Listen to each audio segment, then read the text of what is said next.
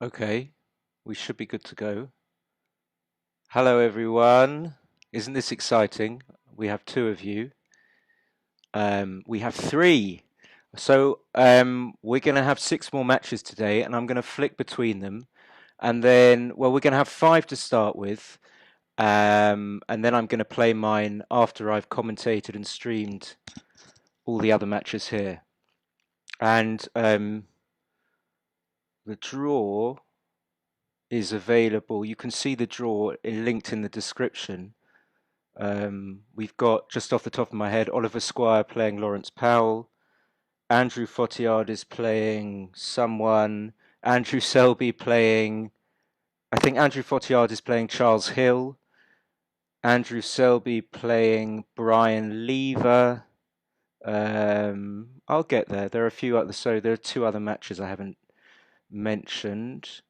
And they're going to be 11 pointers. It's the same format as yesterday. And the format is that in order to gain a qualification, okay, we've got Chris Bray is now live playing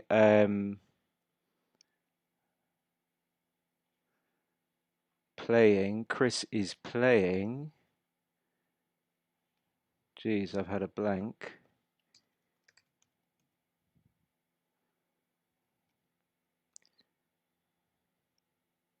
So he's got a 4-6 anyway, so he'll come in and play to the 15.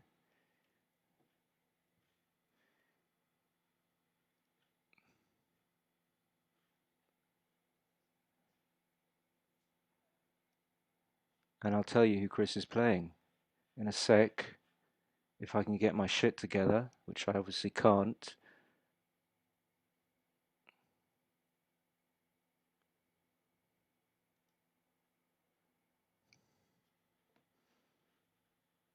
In fact, what I'm going to do is go to the draw myself.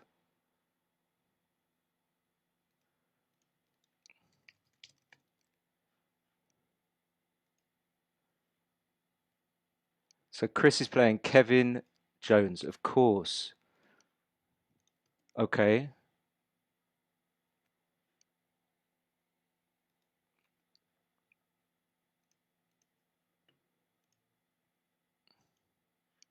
My computer's fucking up, doing all sorts of fucky stuff here. So this is why I'm not saying anything. I'm trying to stop it doing fucking annoying things. Please stop. Okay, let's get back to what we need to get back to. Right, okay, so Kevin Jones is playing as Cube. I don't know why he's got a something flag. I think it was a New Zealand flag. I'm not sure. My flags are a bit dodgy. So Chris might want to safety this man here with the idea that if he's missed with sixes and sevens, then he's got a pretty decent game. He's escaped his back checkers, because in backgammon you generally want to escape your back checkers. That was just a thought. It's not necessarily the correct play. Double four is gonna hit on the 5 point. It's gonna come in and hit on the 5 point, and then there's gonna be another four.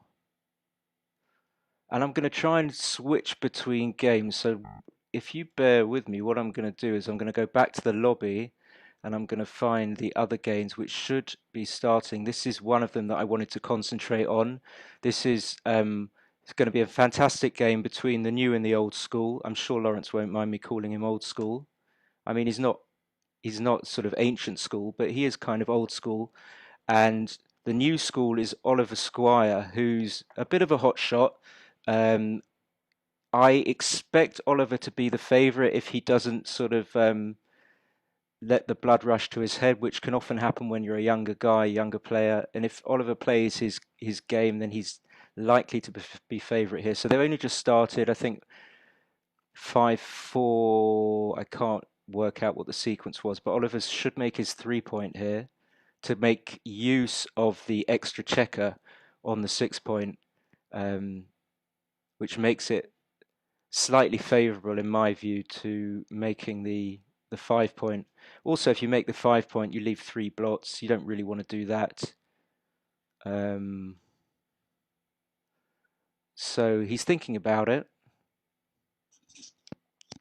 And look at this rating. Oliver's like 2526, which is not quite as high as Aris, but it's pretty strong. So he does make the 3 points. Now, Lawrence, who is playing the white checkers player of games, has possibility to make a point in ball, which he does do with a 4-2. He's going to make the 4 points.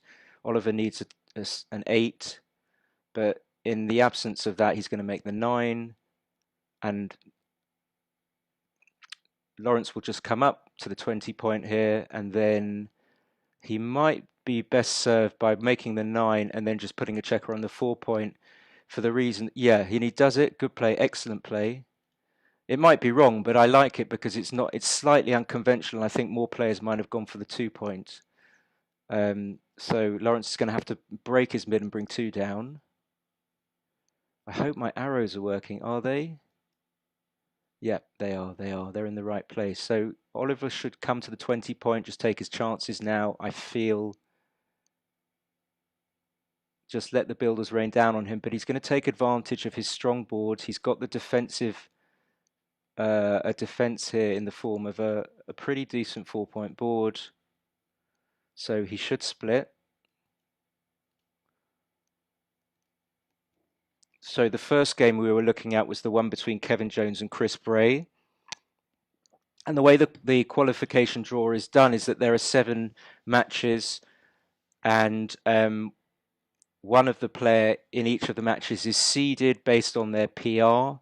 And in this match, I made a mistake and failed to see that Oliver had a BMAB rating. I just completely missed it. So Oliver should be the seeded player here, but actually Lawrence is, because I missed the fact that Oliver had a BMAB PR. And in the Chris versus Kevin Jones match, Chris is the seeded player.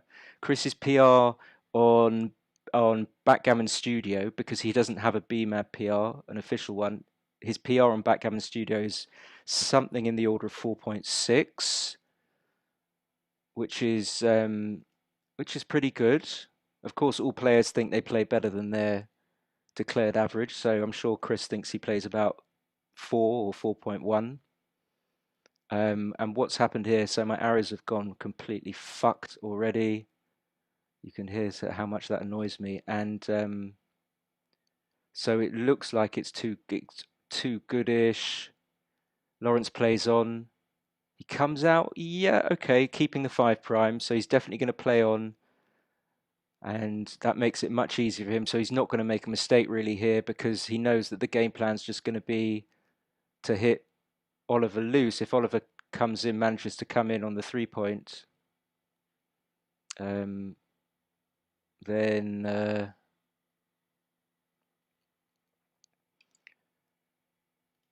oh, he does come in. Wow, okay. He's already come in. He's made the anchor. So Lawrence is looking good just for 2 points, not 4 anymore. So how about we take this opportunity to switch to the Kevin Jones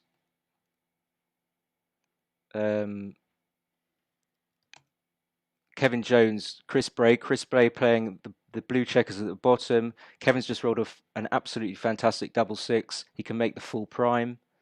He didn't. He chose not to. I'm sure he saw it. So what does Chris need here? Well, he doesn't want to come out. He's 43 pips down before the roll. I suppose he just wants to try and build a prime. I don't think Kevin can cube just yet.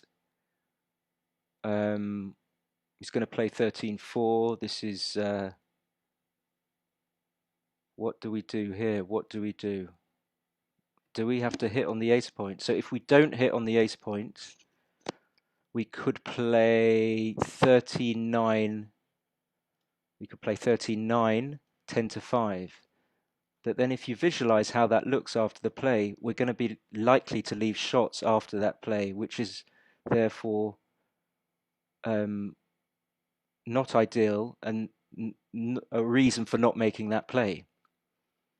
And I think Kevin is right to think, but the fact that he's 2-0 up means that he has to be a little bit more prudent with giving away cube access, because when we cube, not only are we doubling the stakes, but we're giving away access to the cube, and that allows our opponent to win the game by a subsequent cube turn.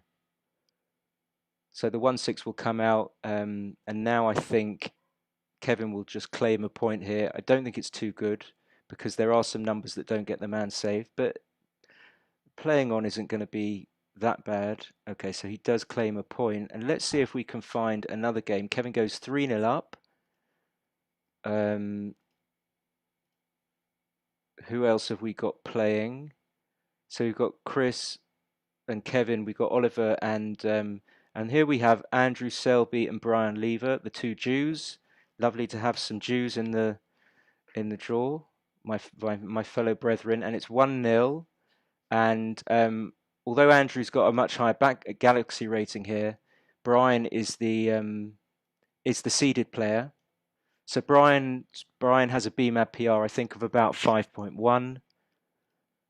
Andrew hasn't played at BMAP yet, and Andrew's PR, I would say, is about 8 or 9, something like that. Although, of course, he knows it's much better in private. This double 3, maybe you have to make the 4 points. Something's going to have to give. And I'm just thinking, I wonder whether people prefer me to stick with one match or just cycle through, or whether they don't give a fuck. The advantages of cycling through is you just get to see the best bits of everything. The disadvantages is we don't get to get an idea of the players' PRs, because we're not going to see all of their plays. So if anyone's got any preference, or even no preference, just say something in the chat box. And also, can someone let me know if I'm audible, because some of the time my volume is quite low. So this looks like oh, he's already cubed, so Brian's already cubed. He's just going to extend the prime and slot the 3 point, obviously. He's going to play, I didn't see it initially, 7-4, 5-3. Very nice. That makes best use of the checkers. And so we've looked at 3 matches. One match was played yesterday, which Arif won and gained the qualification spot. That's 4. My match against Chris Rogers is 5. Then Andrew Fotiadis, who is an up-and-coming player, plays at the St Albans club, is playing against Charles Hill. So now Brian will have to clear the 6 point. It's not too bad. He'll just remake the 3 and the 1. Well, he didn't do that. Okay, maybe he's right. And then there's going to be one other match. John, yeah. So the other match is John Barnes, extremely strong player, and I think he's he is the top-ranked UK player at the moment, and he's playing Adam Sinclair. And Adam, I don't know personally, but Adam qualified because of his UK BGF ranking as well. Adam's ranked about 16th in the country, so an invitation was extended to him to enter this qualifying tournament. He chose to accept that invitation.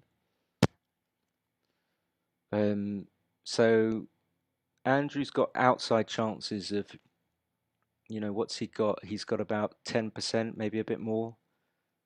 Probably less because Brian's on roll. I didn't see that, so let's just see what happens. It looks like Brian's going to take a 3-0 lead.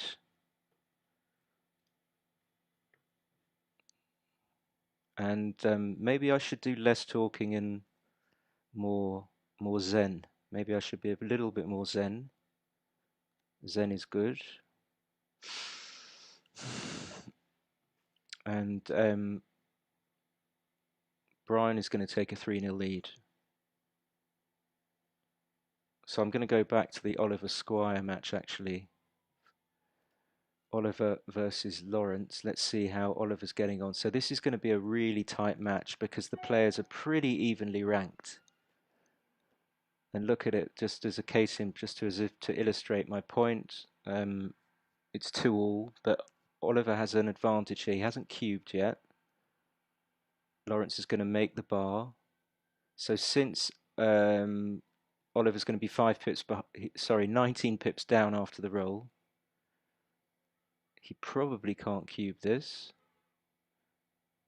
but he is going to hit. It's an easy play to make, just to hit and then to pick up the man on the 10 point. So Lawrence saves his life by coming in, sending another man back, but the repeat thing can happen if Lawrence fails to roll a 4 and escape, which he does, but had he not rolled a 4, Oliver could have continued his attack.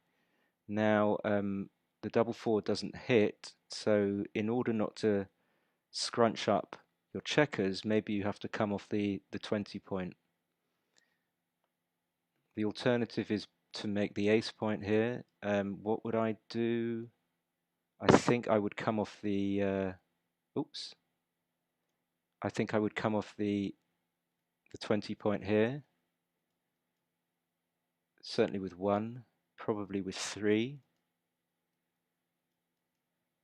And then maybe 8 to 4. But you see, it is different when you're commentating. It's different to playing. You don't have to exercise that real playing gear where you delve deep. Anyway, so Lawrence cubed, which is perfectly reasonable. And Oliver's 25 pips behind, but he thought it was a take. I mean, he's certainly got some winning chances. The question is, does he come out from the back or the 21 point here? Does he come out with this one or with this one here? I guess he should just leave the man back. It's not in too much danger.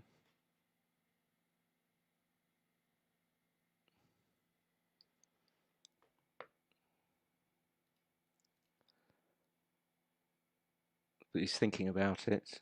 So I'm not sure about that, because then that makes Lawrence's life easier. Makes it easier for Lawrence to clear his checkers. So Lawrence hits, even though that gives Oliver a chance to get back and put his goalkeeper furthest back in Lawrence's board. And I'm not sure if Lawrence should hit here, but he certainly can't make the 4 point. He can't afford to leave shots. He does have to safety the checker one way or the other. I think he should probably hit, because it's not that much. It's questionable whether it's more dangerous or not at all, and he's going to win more gammons if he hits. So Oliver's used more time. Lawrence is a very considered player, so I would have expected Lawrence to have used more time than Oliver. I've often played Lawrence in BMAB events where Lawrence has gone down to below 1 second in his time bank. So he's quite prepared to think and put himself under a bit of pressure. So Oliver should make the 23 point. And probably play 8 to 7. But the one is, who knows? So Oliver does take his time as well, which is a good thing. There's no reason not to use the time. And Lawrence can't play 6 to 1. He can't put this checker there because he can't play the 4 or the 1, so it would be illegal. So he has to prepare to clear the 8 point.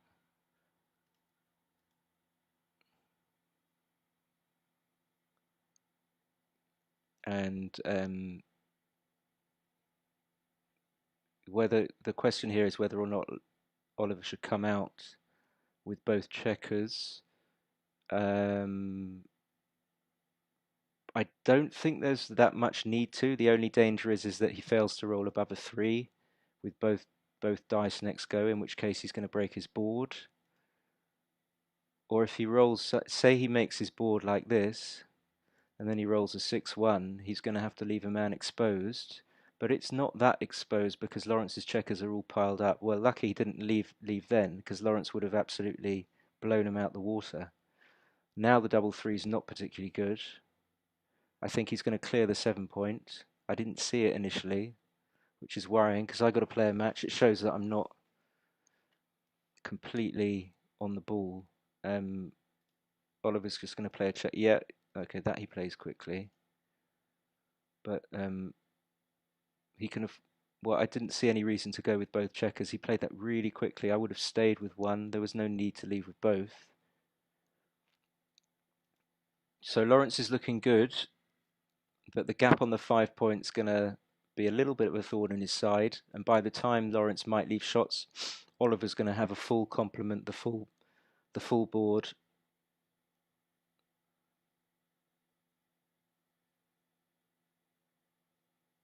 So this is tricky. Maybe 6-4, 3 off, which prepares to clear the 6 point.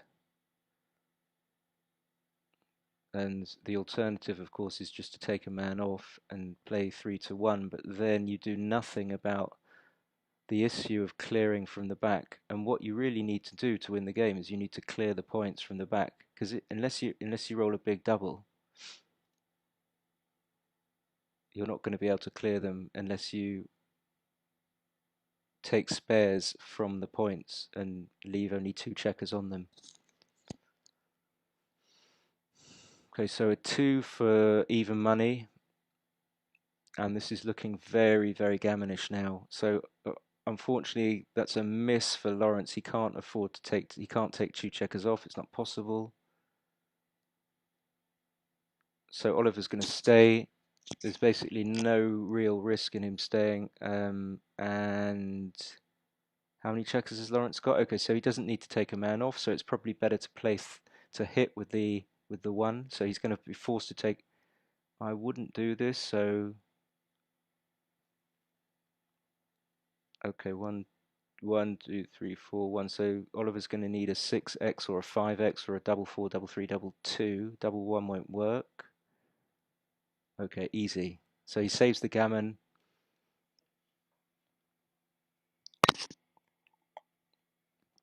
Lawrence goes 4-2 up. Lawrence only needs 7 points to win the match. 4-5 split, 6-1. Oliver's going to roll he rolls double 5, so he's going to make the 3 point and come all the way round. 6-5, I suppose, is going to run, but the problem is that Lawrence is behind in the race, so he doesn't really want to run. He's running a losing race, so these are all pretty simple plays. Oliver wants to. This is probably nothing. It caught me really by surprise. I mean, I can see Oliver's down in the score, but there are no real threats. That could be a reasonably sized error, that cube. So, yeah, down double 2, and Lawrence has basically equalised. He's going to make the 4 point and the 11 point. Not quite equalised. So that's a good shot. That will make the ace, rather than coming all the way out and leaving 20 numbers. I would make the ace, attempting to go for a closeout for a blitz. I just really hate the term men in the zone. Can't stand it, but what are there? 8 checkers, there's 10, that's 11. So he's just going to take the risk of being hit, and when Lawrence comes in, he's just going to whack him off with any number. Okay, possibly that was the right 5-4, good. So it's looking good for a gammon for Oliver, and all of a sudden it's going to be 6-4. Unless Lawrence can do something. Lawrence needs okay, 4-6, so he's probably just going to try and run out of this gammon. And if he avoids getting hit by a 2-1 or a 3, he's not going to get gammon. But if he gets hit by one of those numbers, so if I was Oliver, and I am Oliver, not that you would know, yeah, I would stay on the 13 point there, because Lawrence doesn't always safety this man here, but he does obviously with a 4-1, and it's just going to chalk up 2 points for Ollie. So it changes so fast, you know. Let's have a look at have a look at how Chris Bray is doing against Kevin Jones. So we've got some hideous position for Chris where he's got 5 checkers on his 5 point here. It's like a willing prick. A prick ready to, and then, but Chris is actually cubed, so Kevin's timing is okay. He's going to need to escape this man here in order to improve the timing, and he does right now, so he should bring that checker out to the 18 point. And the 2, it doesn't matter, but he has to get that man moving. Oh, I don't understand that. So double 6 is really not what Chris wanted at all. In fact, it's a bad roll. Kevin now doesn't really need to get that checker from the 20 point moving, because he's now going to make the 4 point. He's going to improve his board, and any moment now Chris is going to have to leave shots. If Chris manages to avoid leaving shots here, he's a magician. So Kevin should just prepare to strengthen his board by playing this checker here with the 2. Yeah, okay. So this doesn't leave a shot unless he voluntarily wants to leave a shot. But now 6-2, 6-1. What else? I'm not really on the ball today. So 4-1 doesn't leave a shot. I would have left Chris, I think, move the man all the way from the 6 point, but now he doesn't have a good 5 to play. So 5s now are going to play from here. See, look, the 5 is forced. It's the only 5 he can play. And the 2, oh my God, so concentrating so much on the 5. Look at this. This is too good. Sickest roll of the century. So Chris is just sitting there swearing to himself, saying things like bugger, buggeration, bugger, botheration. And so Kevin hits. So this might not be too good. This might not even be. He doesn't even think about it. Might not be a cube, but he makes the bar. And there's a reasonable chance of Chris now exposing another man. Kevin could go, what was this? What was making the... No, Kevin, this is disappointing. That's a real let-off for Chris, because now where Chris can just come in with a 2, all he needs to do to win the game is come in with a 2, roll a 5, 6, and whatever, and just come round. The other way, he was behind a 5-point prime and not even at the edge. So, in fact, I might leave that game because I was so disappointed by that play. And we think I'm joking. That's Oliver. Let's go back to Brian. The Jews, the Battle of the Jews. Brian's got a pretty awkward position, and he's going to have to break something. So Andrew's pretty much got Brian where he wants him. The only detractor in Andrew's position is this extra buddy on the ace point. Don't know what it's doing there. So Andrew will probably just run. What is this, Andrew? What? Okay. I don't understand why people do that. I mean, I do, so it's disingenuous, but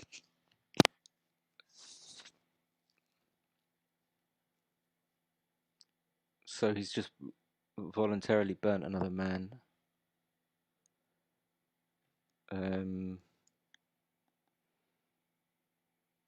4-2. Yeah, I mean, he's afraid of leaving this checker in range, but why? What's he afraid of? Oh.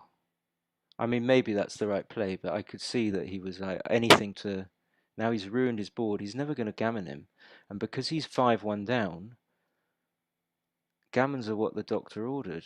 He needs to win a gammon. I mean, it makes a difference between 5-3 and 5-all. 5-3 is about I don't know, let's say 40%. No, it's probably less. So 5-3 is probably 35% match winning chances, and 5-all is obviously 50%.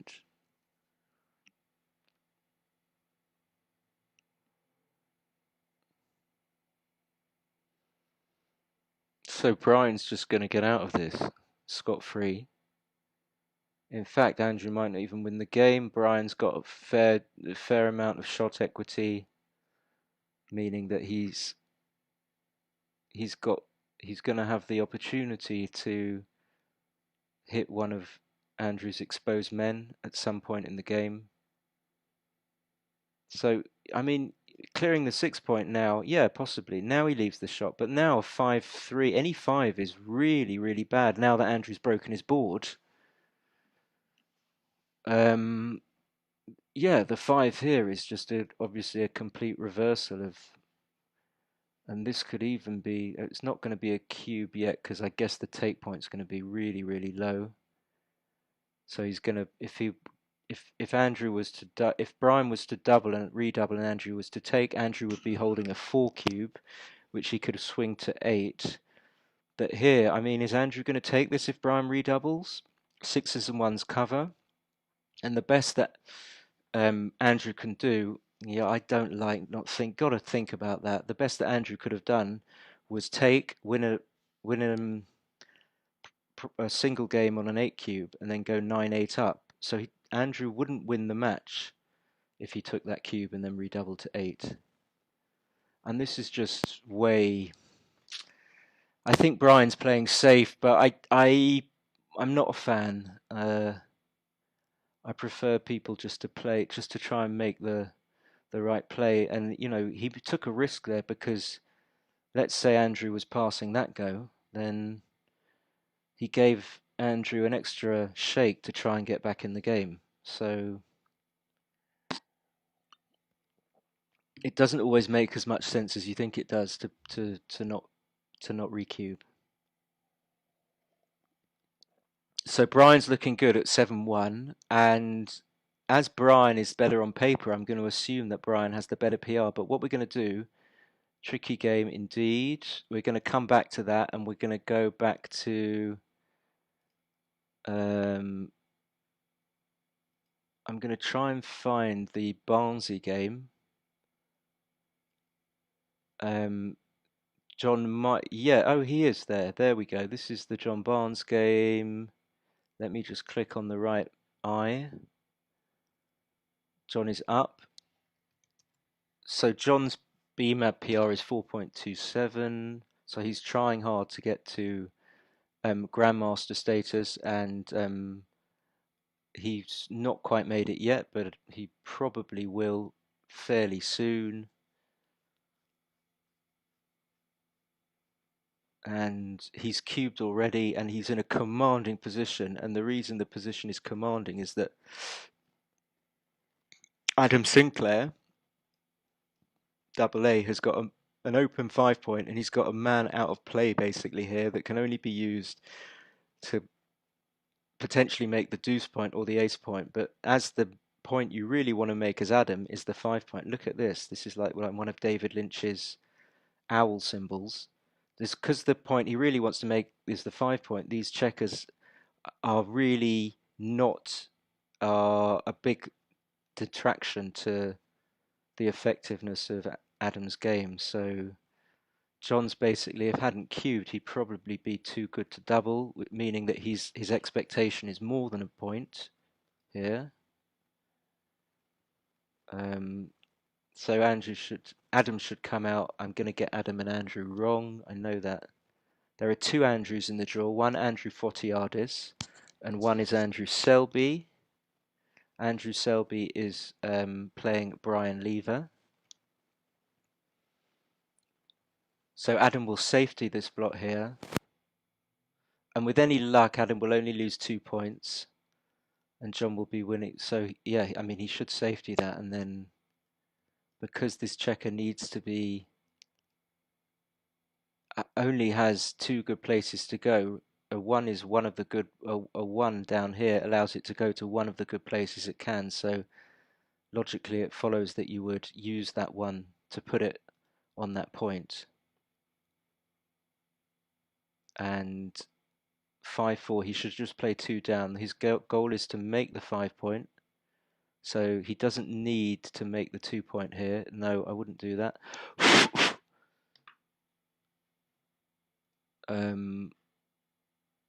So it's looking like either 2 or 4 for John.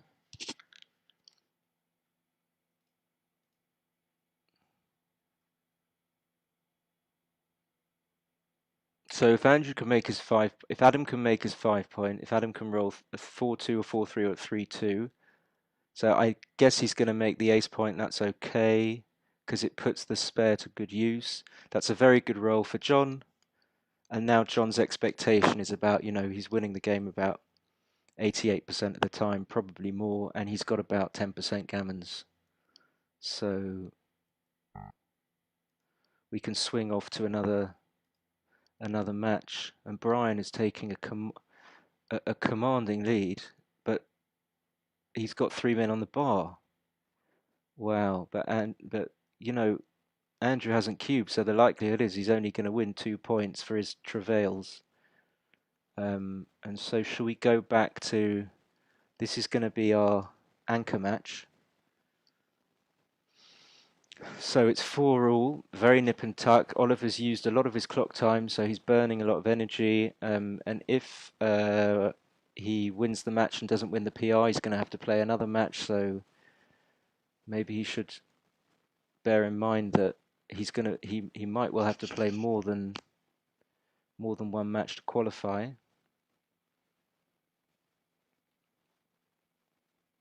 So okay, so Lawrence is like about 70% favourite to bring this home. Again, I think this happened before where we were watching and Oliver was about to make his 6 point just as wow, so he hits. And what do you do with the 3? My slight preference, this is my instinct to pick it up even though there's a blotting board, because you're cubing 14 pips down, but you've got 4-1 to make the point. This is probably a good cube. He's got this man here, so you can afford to be hit. I would recube. I think Oliver's going to recube. I think. Oh, well, no. What was this? This could be. It's a big moment in the game, and he's got enough time to think about it. Difference between winning 2 points and 4 points. What if Lawrence was going to pass that, and now Lawrence rolls a 6 and suddenly comes in, and then the game turns round. Okay, so this is now he's redoubling. 10 pips is probably too much. I know Lawrence is 10 pips up, but so Lawrence takes. Okay, but with the open 4 point, yeah, I mean I'm far from sure, but I still think that Oliver should have redoubled the go before. So I don't know. He chose not to make the 7 point, so I think he just needs to button up, and with the added advantage of blocking double 6.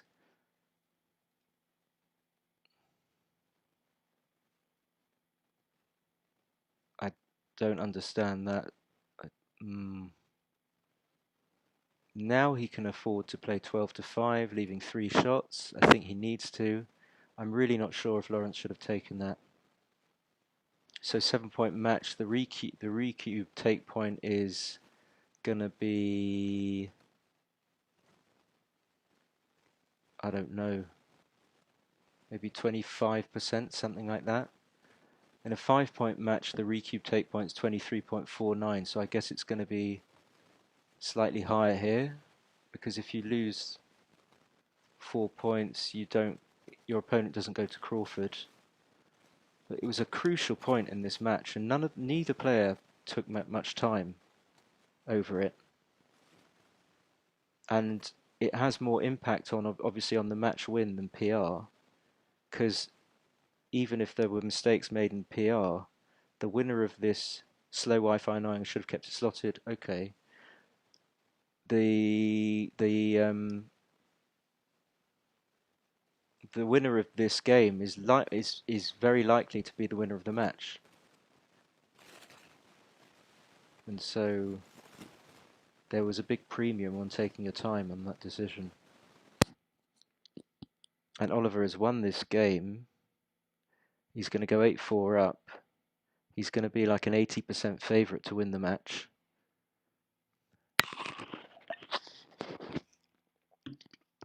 Yep, I think Lawrence has got a point. Lawrence is a very, very astute, deep thinker.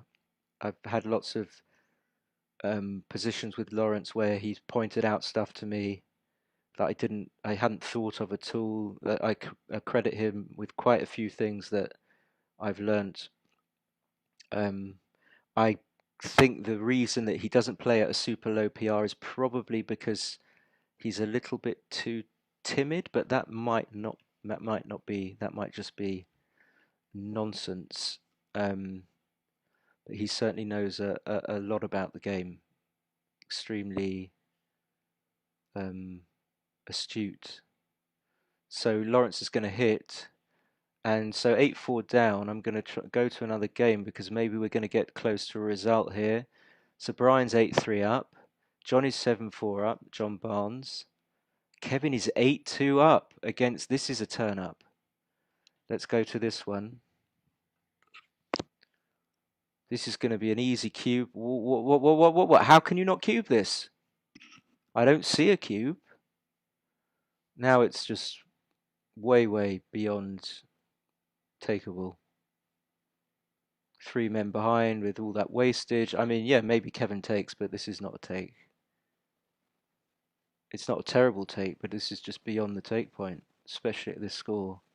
I mean, with this wastage, and this is a very easy pass. Even though you put your opponent to an even score, I would never take this. I'm just going to make the 4 point, let him do his worst. Yeah. So yeah, there's one match that we haven't seen. Perhaps they're not playing now. Is the Andrew Fotiadis Charles Hill match? Let's have a look out for that. Andrew is squeaky 1977, and Charles Hill is just chill. C Hill, that's C Hill, chill. Rubber Duck. So they might not be playing now. Cube, that's Chris Bray.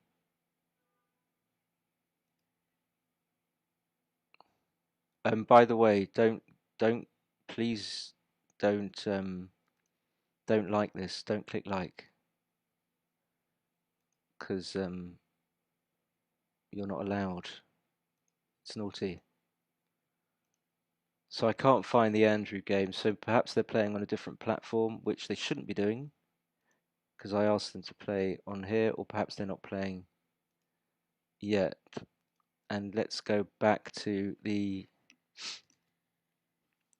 Chris Bray, Kevin Jones game. So Chris is going to win 2 points and very unlikely to be able to gammon him, but he should try nonetheless. 2-1 makes the point. Yeah, come on, some likes, please. 11 of you.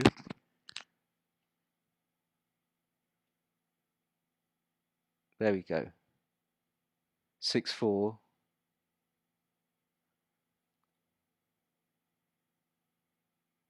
Every time you click like, I basically get equivalent to about $1,000. So you can see why it's very important to me. Double 2. Could this be an out? I mean, could this be a ridiculous freak gammon? Double 3 or more? Double 3.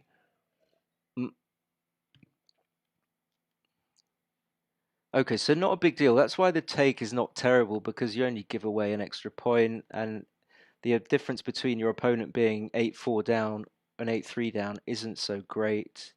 But Chris should have cubed nonetheless. And he's only lucky that Kevin took to get that extra point. So 6-3 is going to be a splitter here. No. You want to complicate the game. You don't want to run this score. So Kevin should probably double hit, I think, because there's no better 5. He has to hit. He can't just let Chris escape.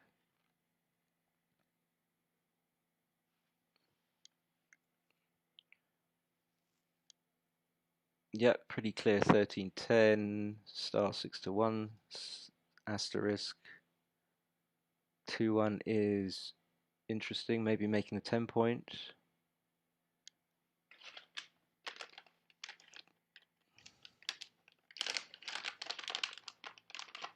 Afraid time for some nuts.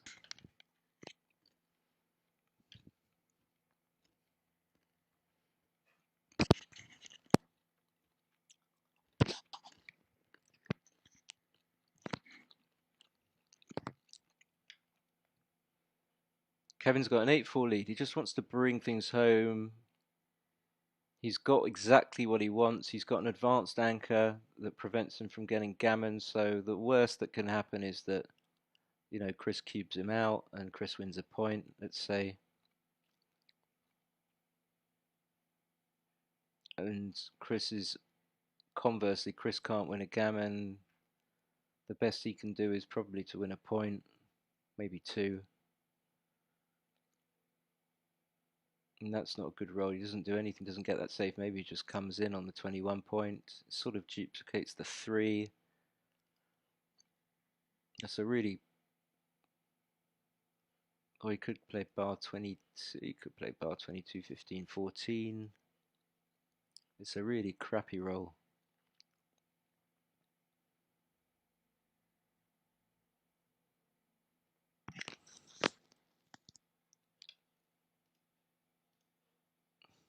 So Kevin's only got 2 minutes 39. Hello, Rob. Rob, where are you from? Are you from Oz, Rob? I'm just guessing. I've got a thing in my mind that you're an Aussie, but then you wouldn't be watching this at like 3 in the morning. Okay, so you're not Australian. So hitting. Rob, how's the volume? Can you hear me? Is it strong and pure and dulcet? So it's another awkward number for Chris. It just doesn't really want to hit. Kevin will make the 5 point. In fact, I'm not sure whether he will because he's a little bit unpredictable. I mean, hitting's not bad, but I think you prefer to make the 5 point here. Oh, right. Yeah, Toronto. Why am I saying that like I knew that? I have cousins in Toronto.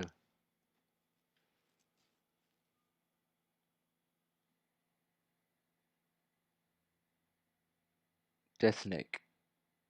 Deathnick yesterday. How do you know that? So you know each other. Oh, cool. Yeah, Kevin's looking good now. He's made, so he did make the 5 point. And Chris has just got nothing. He's got such a shitty game, even though, because he rolls like his best number probably, but he's still got very little.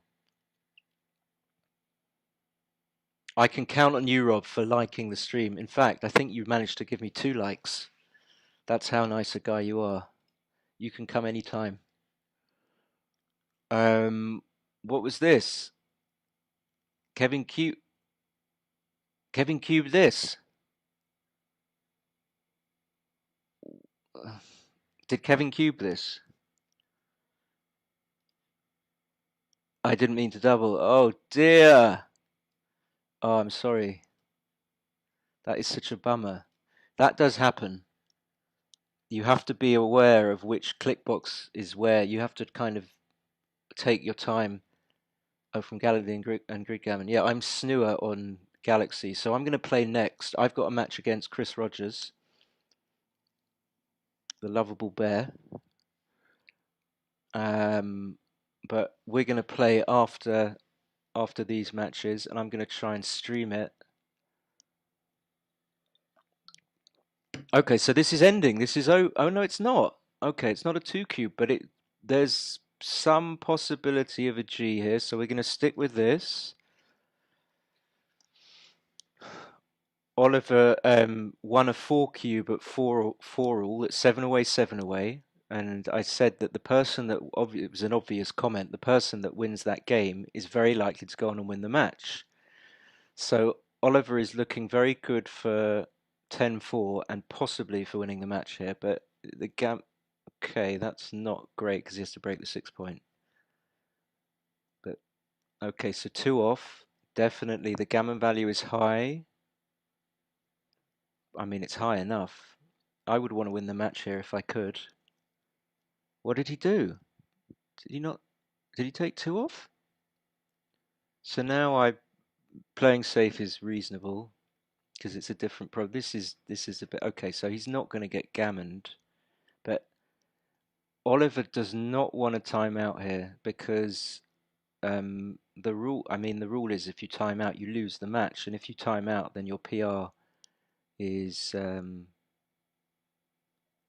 goes through the roof. So he needs to be careful with his time because of disconnections and stuff like that. And there might be quite a few more games, you know, even after double four, very unlikely that he's going to gammon Lawrence. Well, after a 5-1, now let's see. This he's going to have a shot at it. And Lawrence has also got no. Lawrence can still might not. We've got no men on the 2 or the 1 point. So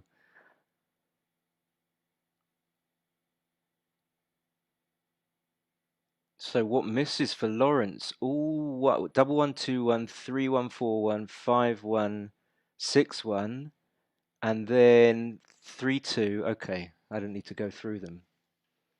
Okay, so we don't have our first match winner. Let's go to. Well, this could be it. Brian is 10-3 up. Crawford. This is what we want to see. We want to see the PR. So the same format as yesterday. RF was the first of 7 qualifiers. I know who's had the luck. So Brian's got maybe 75% here. He's not on the bar, and he's not behind a 6 prime, and he's got 11 checkers off.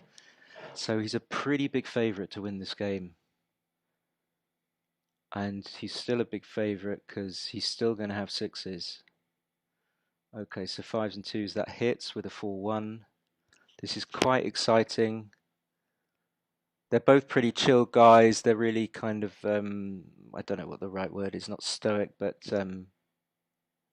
very, very, very respectful and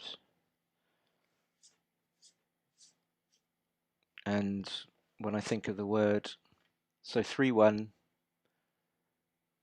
But of course, Andrew's not gonna. He's trying to hide the fact that he's desperate to hit. I mean, although he might be coming out with pleasantries. Okay, so he's managed to prime and make the board, but he's still only got about 30%, something like that, with Brian Lever having 11 checkers off. So this is going to be pretty exciting. 6-1 is not so good. So Andrew wants to avoid a 6 to break. He doesn't want to break his board. He wants to avoid a 6. That's the perfect number. Takes 2 checkers off. Double 6 is probably the best roll here. So okay, that's it. That's it. So if Brian wins the PR, he becomes our second qualifier. That is it. It's gin.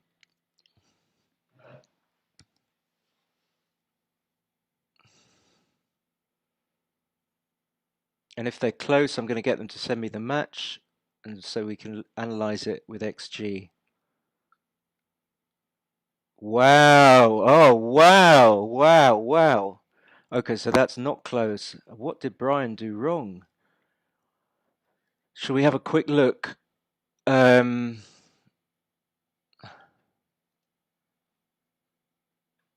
mean, I didn't see a lot of this match, but I don't. Okay, maybe if we can come back to that. I'm very surprised because Brian usually plays very well. So now they need to play another match.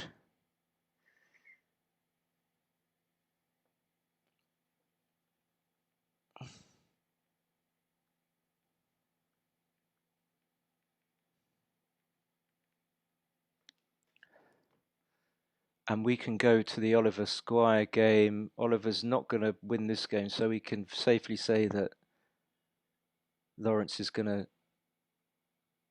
go 10-5 down. So let's scoot onto something else. Oh wow, this was it. Okay, so we got a second qualifier. So Johnny is through with a great PR of 3.69. Well done. And Adam didn't play so well. Okay, so we have 2 qualifiers so far from the actual qualifying tournament. 2 have already qualified by rights because they're grandmasters, and those are Tim Cross and Gaz Owen. So now we have Tim Cross, Gaz Owen, Arif Alipur, and John Barnes.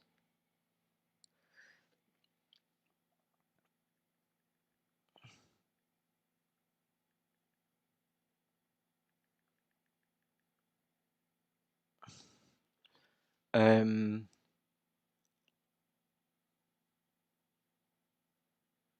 I would. Okay, so it was he didn't come out. That's not a big deal. So we have a disconnect. This is exactly what I'm talking about. So I told the players to cut and paste the URL so that they can easily come back if there's a disconnect. I really hope that someone doesn't time out. Kevin Jones is playing the top white checkers, and he is looking like hello from Northern California. Hi, Paul. Who will be doing the commenting for the Magriel Cup? Assume you will be playing for UK Simon. So we're not sure yet, but we're definitely going to get some good commentators in. Maybe even Mochi. I might also commentate on my own match if people don't mind. And then there will be some American commentators, probably Justin Noel, if he wants to. If he's watching, Justin, I would love to have you commentate because you're a great commentator. And I know you are, but I'm going to tell you are anyway. And then Mark Olson, I think, will be promoting it on Backgammon Galaxy and helping everyone out. And so Mark will maybe have some time to commentate if he's not too busy with other stuff. So if Kevin, going back to the match, Kevin's leading 10-4. Of course, if he wins this game, he wins the match. But Kevin is, on paper, a PR underdog. And of course, to qualify, you need to win both the match and have a lower PR than your opponent. So Kevin is very likely to win the match, if not in this game, then in other games. The question is, can he out PR Chris, who is, as I said, on paper, a superior player. So Oliver, let's go back to the Oliver Squire match. We keep flicking between matches because I want to be able to see the PRs. So I think Oliver should hit even. Okay, maybe careful because it's a post Crawford game and you've been cubed. You don't want to get gammoned.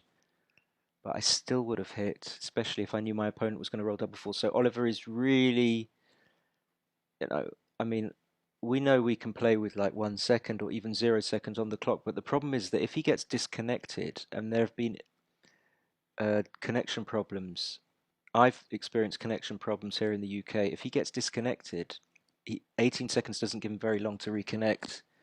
And strictly, if he disconnects, then he loses the match on time and therefore PR as well.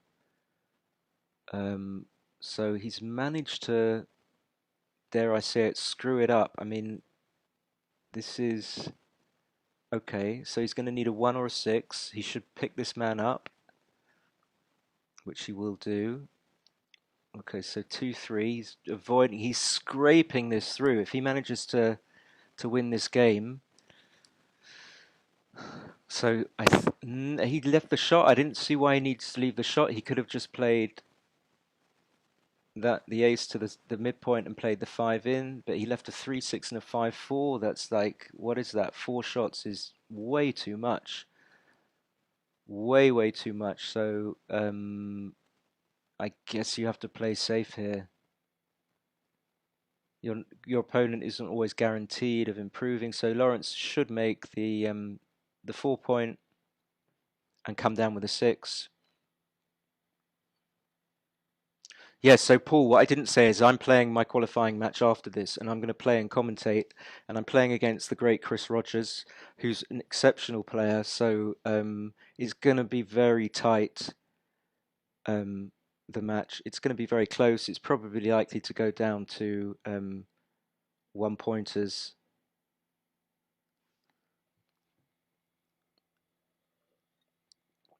So now, with the double 5, Lawrence is probably about 40%, maybe more, because and this will be a bit heartbreaking for Oliver because he's only got 18 seconds. He was looking so good to win the game, and now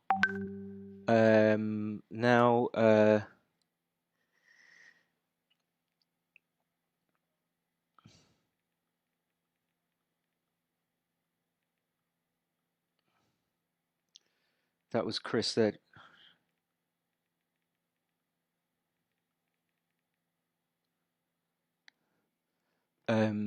And now Lawrence is massive favourite.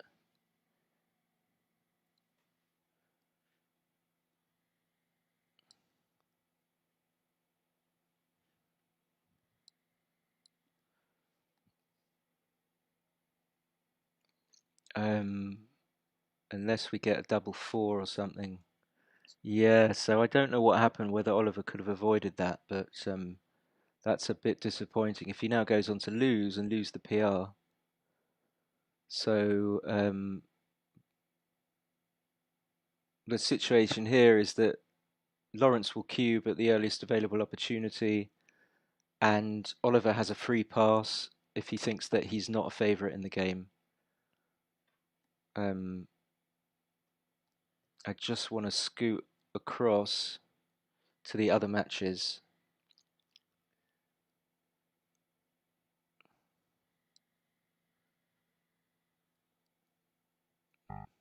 Where are we? Okay, there we are. Let's scoot.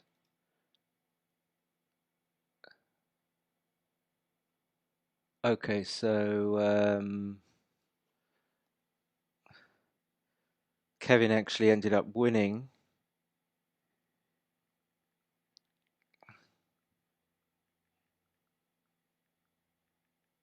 So they have to play another match, and this time it's a 9-pointer.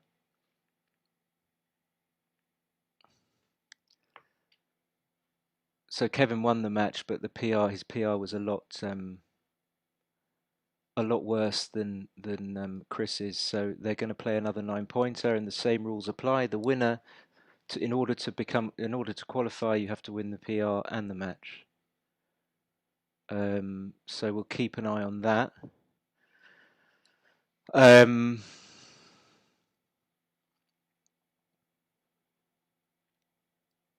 So we're back on the Oliver Squire Lawrence Powell match, and well, if I'm Oliver, I'm delighted I've made my advanced 20-point anchor, so I'm unlikely to be gammoned. But now I'm getting hit with a 2-1, and Oliver was so close to winning the match, and now he's down to 14 seconds. So again, I hope he doesn't disconnect, because it can happen. If you disconnect and you've got a minute left on the clock, then you should be good to go when the internet comes back in. But if you've only got 14 seconds, it could be problematic.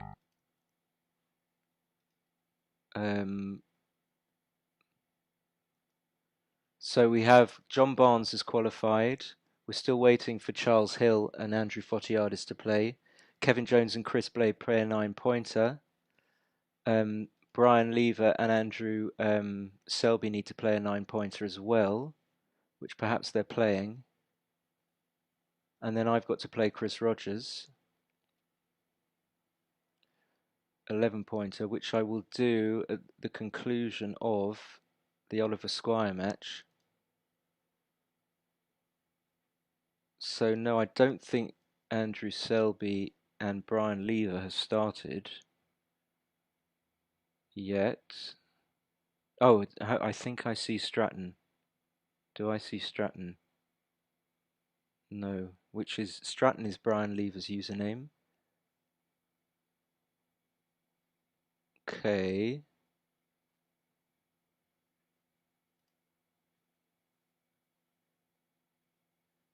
No, I don't see. All right, so we'll go to the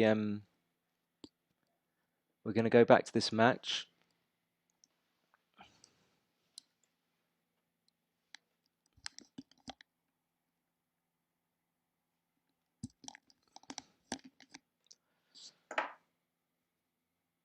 So Oliver's a favourite, but he's 4 pips down, so he's not a massive favourite. And at any moment, Lawrence can roll a double 5.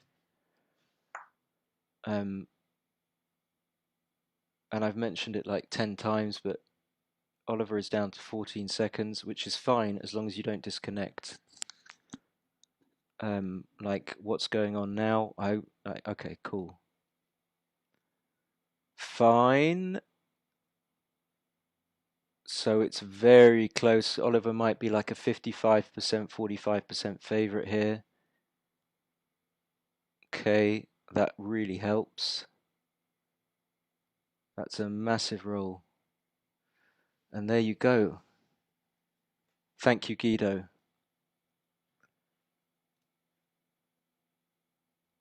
Selbs and Stratton have now started, so let's go to that for a second, because it looks like Lawrence has now clawed his way back in this. He's a pretty decent favorite, like he's about a 5-1 favorite here, maybe 4-1. Yeah, bigger. So we can go to, this is the 9-pointer. So Andrew Selby has already taken a 3-0 lead.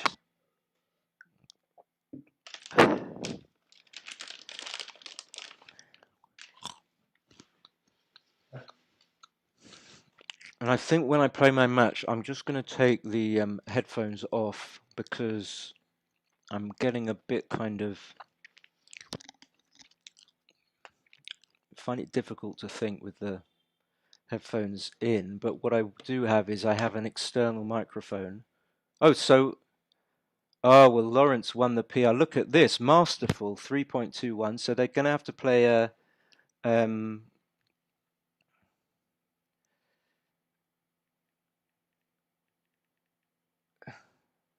they're probably going to have to play, Oliver, you can check with XG if you want. So Oliver can check that his PR isn't better.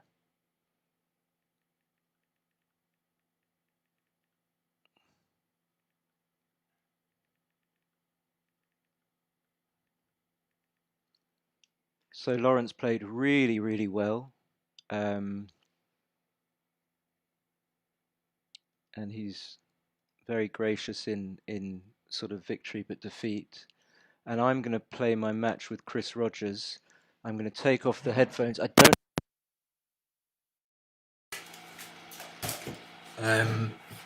So if I take it off, I'm not sure if you guys can hear me. Just let me know. You should be able to hear something. So I'm telling Chris that I'm ready.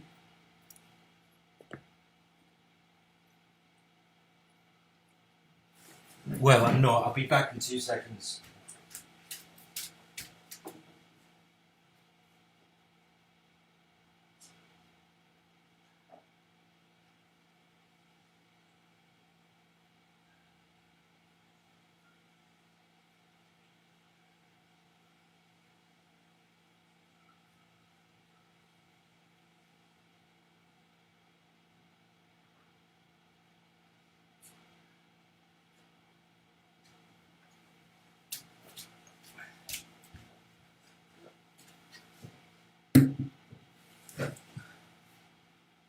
Okay, so Chris's nickname is Keen to Learn. Yeah, can you still hear me? If not, then... Oh. 11, normal, create.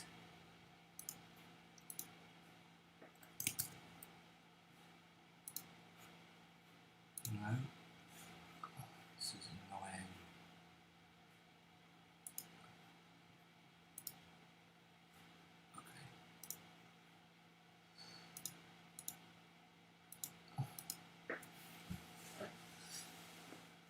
Okay, there he is.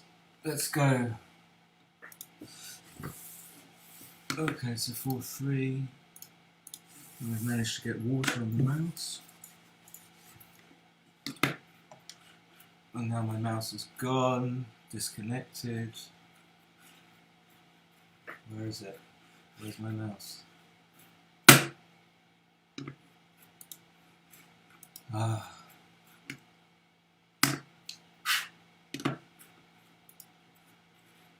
Okay, I'm back. So 4-3 hits, this is right. 5-6. 6-5 will make the 4-point and hit on the ace, for sure.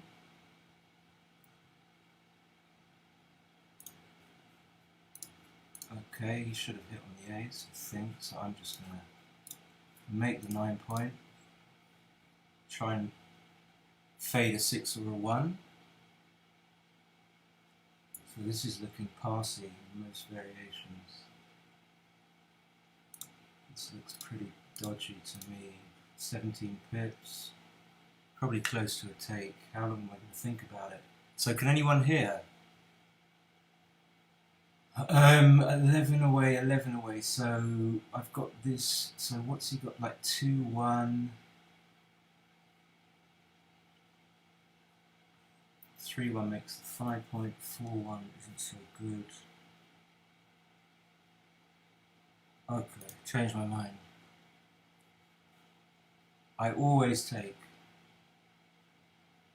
So he didn't have that many rolls to improve. His checkers were slightly. That's not what I want. So do I give him the 2s? So 2-4. I'm going to have returns. 3-2 is going to make the 5 point. I'm not sure about this. Okay, so now I'm glad I made a point and board. But I'm basically dead. I'm going to have to come up, I think. But I'm 19 pips behind. Okay, I don't want to come up. It's too big. So even for a roll like 5-1, I suppose I'm better off being behind on the 24 point than on the 22. So he's just going to slot. Yep. This is shit. Deary me.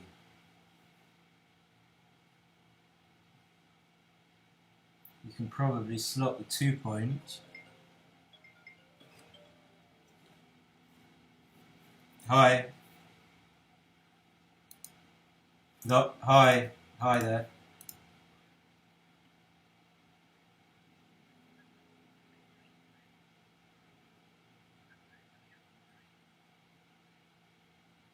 Yeah.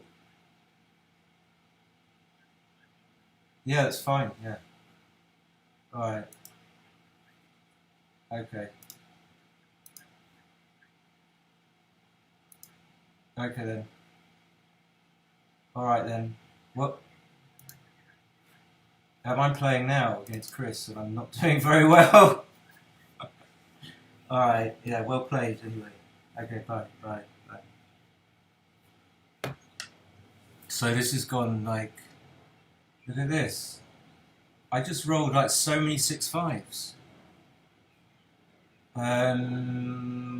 What should he do? Does he want to be hit? Probably. He wants to be hit, I think. So he should probably play 7-1. Yeah. But then I can just 4-2.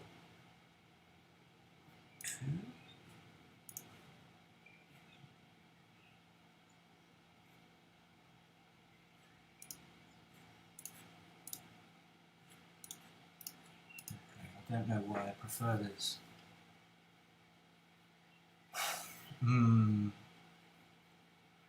I think he should hit though. I'm guessing that he should hit. Yeah. Okay, so that's a pretty decent roll. And that's a pretty decent roll for me as well.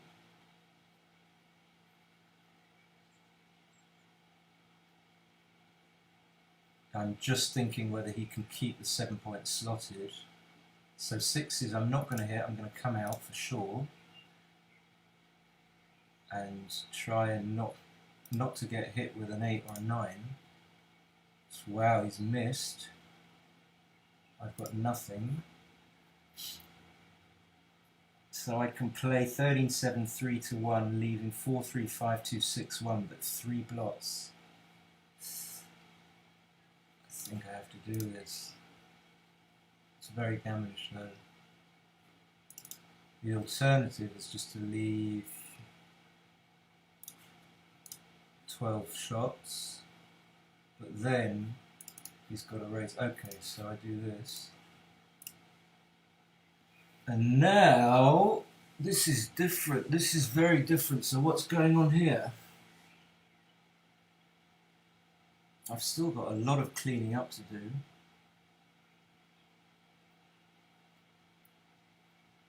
Yeah, I'm just not going to cube this. A lot of cleaning up. So say he comes in on a 3-point, it's also... Okay, so now, like a 6-3, 6-4 plays, 6-2 plays, 5-4 leaves a shot, 5-1. Yeah, this is a trivial take, really difficult. 6-3, so 6-3, 6-5. I can just clear the bar.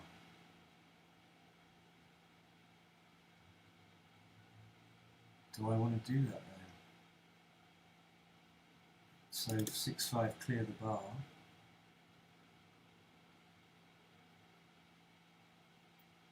Still get shots. That's the problem. And double 6 is going to be an absolute winner. That's a tiny.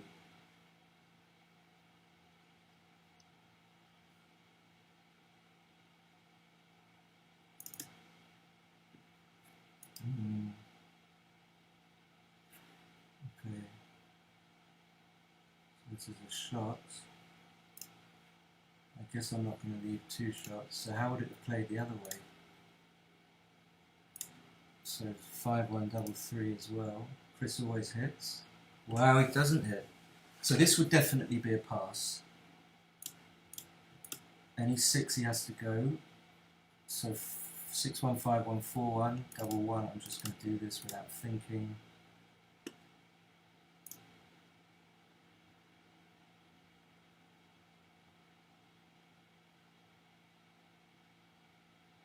Okay. So that should be it. 4-0.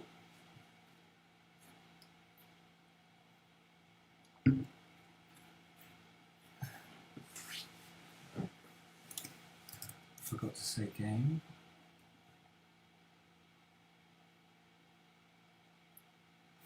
So yeah, I had some tricky decisions. I wasn't sure about them. 3-2. Okay. I'm not sure how to play this. 3. Kind of like splitting it, falling up.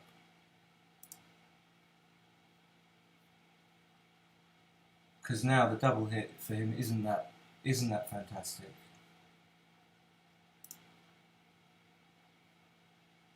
Okay, so that's a pretty good roll because he makes the 4 points. Then I can just make the. I suppose I'm going to make the 10. I really quite like making the 22-point anchor. Double 3. Suppose was this.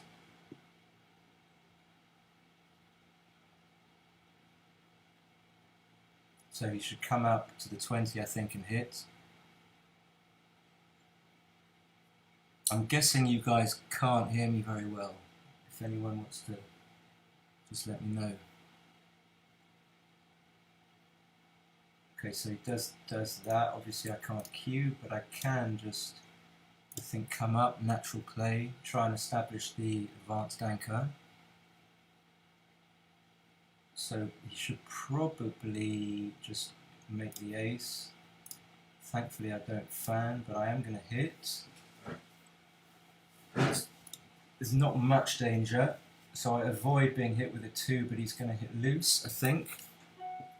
Yep, I don't think I can cube this, but I'm going to have a look at this. 17 pips up. I've got 3-2, it's 15. 17 numbers.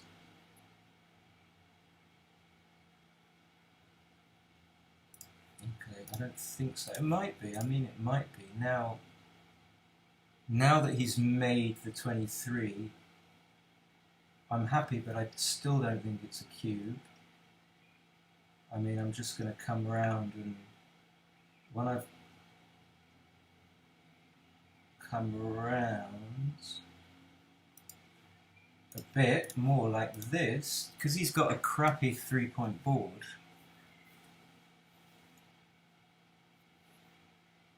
Okay, not quite yet, so he's likely to make his 5 points, so this is still a little bit early. So 5-4, trying to make the 4 points. And when I make it, I think I'm going to cube. I hope I'm not missing cubes. I mean, I'm 4-0 up. It's a tricky thing when you're leading in the match. 2-3, so will he hit with something like... Okay, so what do we do here?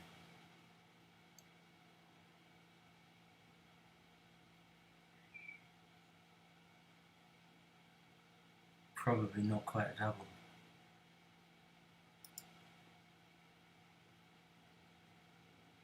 So slightly awkward this.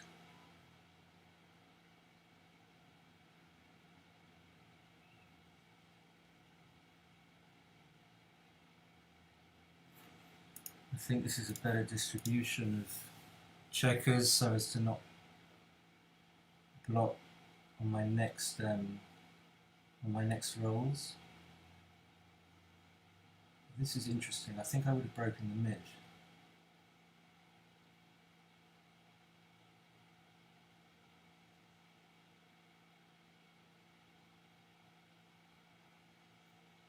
So 4-0 up.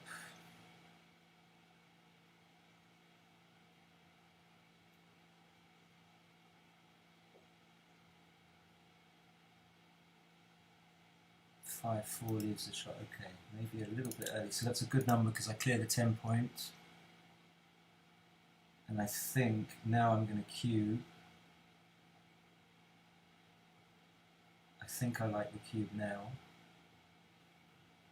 Yeah.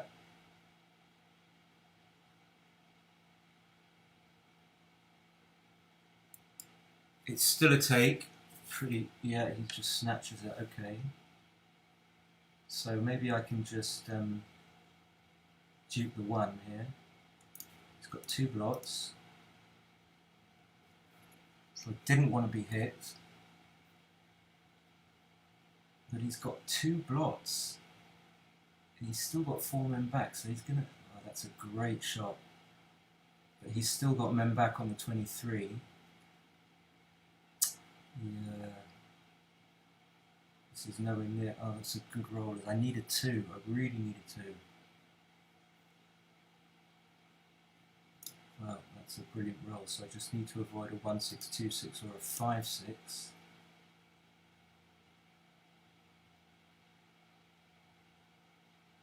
So I don't think I'm going to hit, it's too big, I just want to play safe. So trying to avoid it. So what is it? 1, 2, 2, 2, 5, 2. That's it. Okay.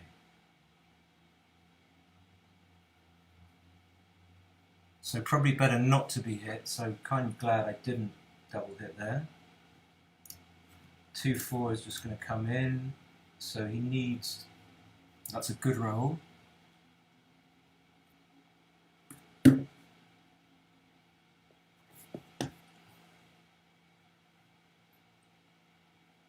Four one is just about playable by him.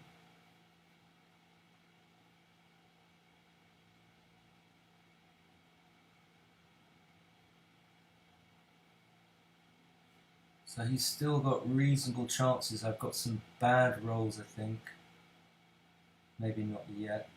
So luckily, I just don't want him to roll a 3. Please don't roll a 3. Please. Please.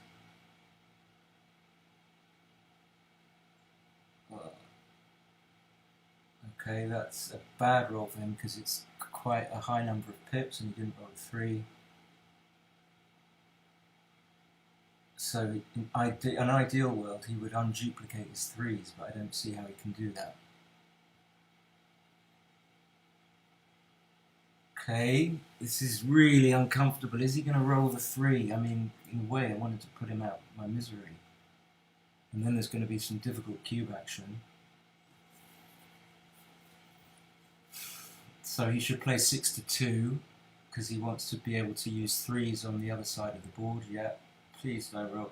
Yeah, of course, there it comes. And I'm just going to keep on fanning forever.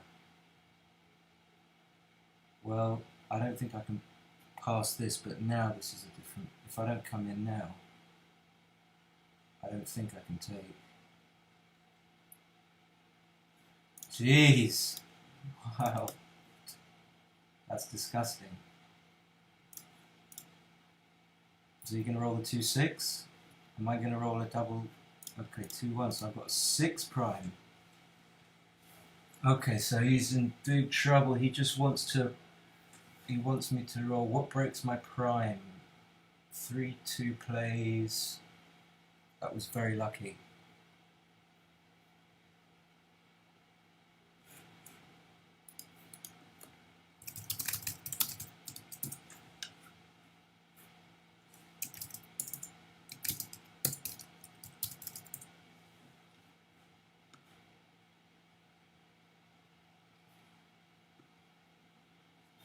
So that was like a bit of torture, and then I rolled an absolutely fantastic number, and he didn't get the recube in.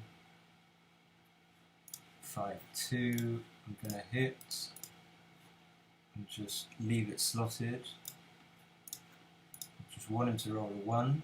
Perfect. Okay, makes good use of a spare.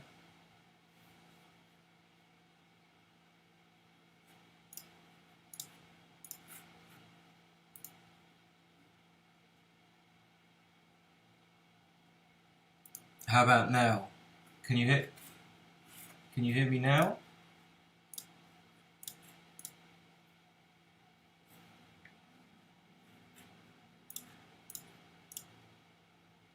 Okay, cool. So sorry, I didn't realise that I was saying, can you hear me? That you wouldn't be able to respond to that. So this is just a standard technique. If I cover, then I don't give myself the chance to grind down my PR. Every move now I make, I'm getting PR credit.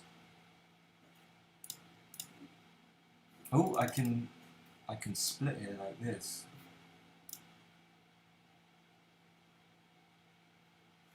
I guess I don't want to do it. I'm not going to play no funny business. So he rolled the 2-6, he would have hit and come out. 1, 2, 3, 4. So my PR is coming down for all of this stuff. So if I've made some really shitty plays, I'm getting credit again because the computer considers these to be valid plays that contribute to PR. Okay, so 1, 2 like this. 4, 1.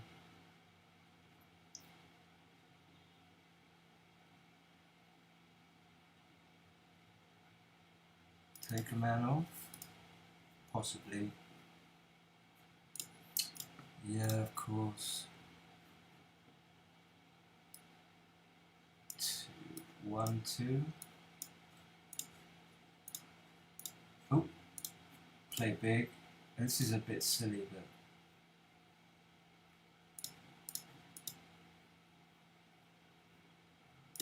oops, 2-1. So I should be going 6-0 up. And the cube handling is not so easy for me on the doubling side. The take side is less difficult, but the doubling part is difficult when the window's open.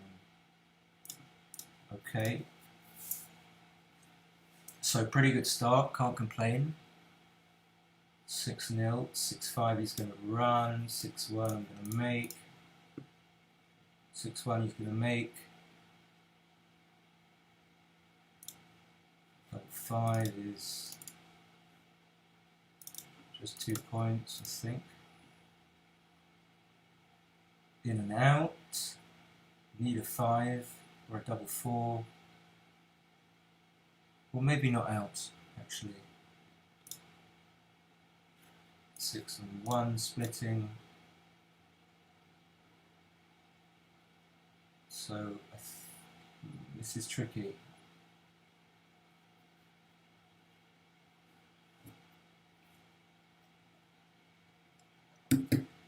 So if he comes out, yeah, I see the problem there, I see the problem. So what do I do with this though?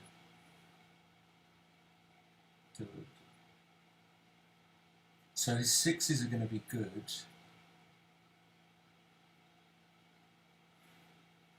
Do I just do something like this? I think this is the 2. Just the 4 down, that leaves 3-4 and 6-1. 3-4 is duplicated, okay.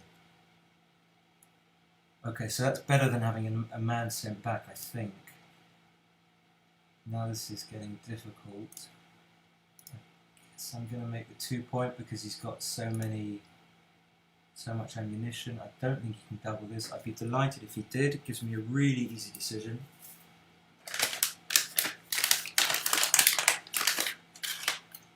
Now this is going to be different.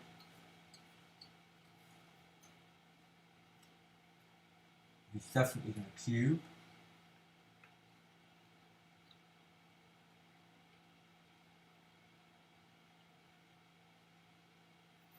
Now I might have to pass whatever the play, so I think I'm going to make the 9 point and leave 2-6 and 3-5.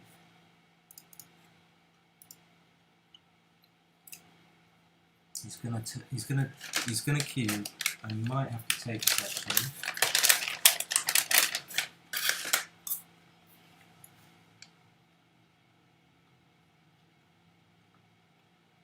So he's 11 away. So because he only gets to a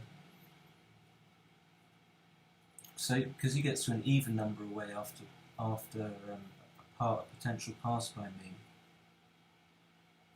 I'm more inclined to take and not just give him a free point.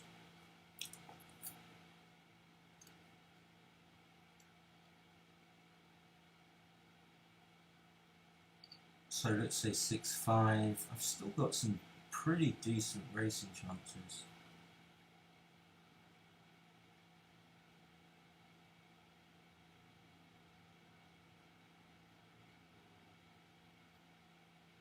Five, 4.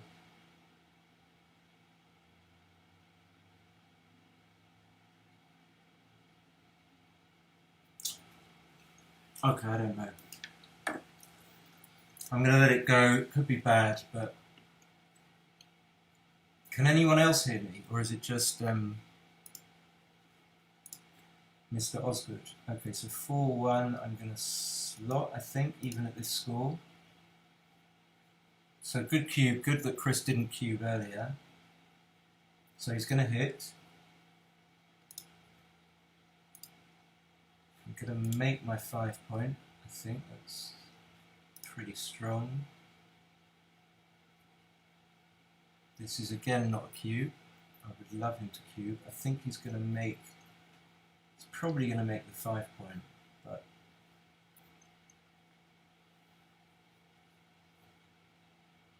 okay, yeah, this was the other play, so this is a great roll. This is hitting, takes the pressure off. So I'm not sure what, yeah, this is reasonable. So if I roll this, I'm definitely double hitting, even at this score. That's good. So switching, because I don't want to get hit back, and then splitting. Aye. Now there's going to be some cube action. Okay, so I think I need to make the 21 point for sure. Yeah. and then just come down and take. Well, he might not cube actually. This is a pretty easy take. I'm not familiar with this score particularly. I don't think many people are. It's very difficult to predict it. If he doesn't roll a 6, 6s are really punishing. But if he doesn't roll a 6, so 2-1, 3-1. Okay. I take. So now I wish I passed. He can actually make the bar and not hit.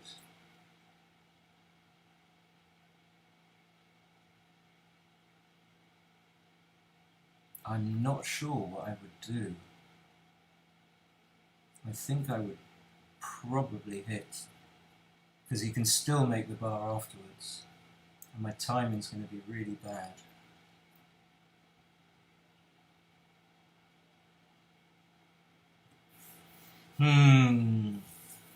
Tricky. Okay, so now I have to hit. I might get another man sent back. Yep. So now I've got 5 men back. This is just not what I wanted at this score.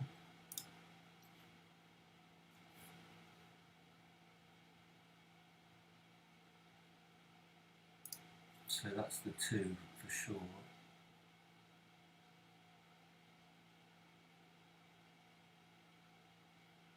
I probably need to hit. Otherwise he's going to make the bar and stuff, so yeah, okay. Oh, it's horrid. It's horrible. And not good for PR either. Okay, so that's good for my timing and bad for his, double 5.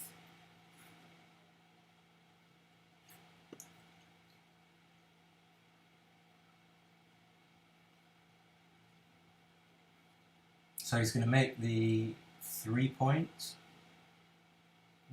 and then just come to the 13. Pretty simple.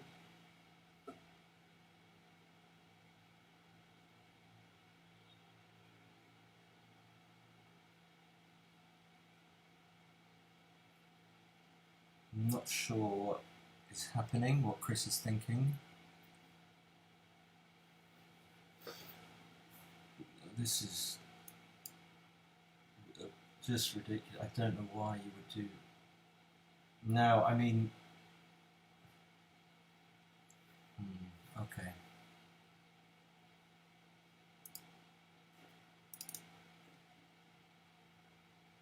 So that's a great shot, and I can make, not only can I hit, but I can make the 17. And now I've got 6s, 3s, 2s, but not 4 or 1. So what do I want to do here?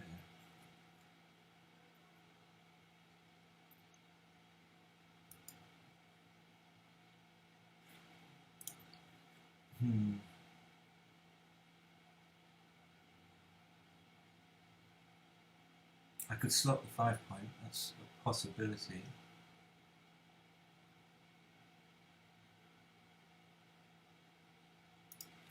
This seems slightly better, because if I get hit I can make the 6 point.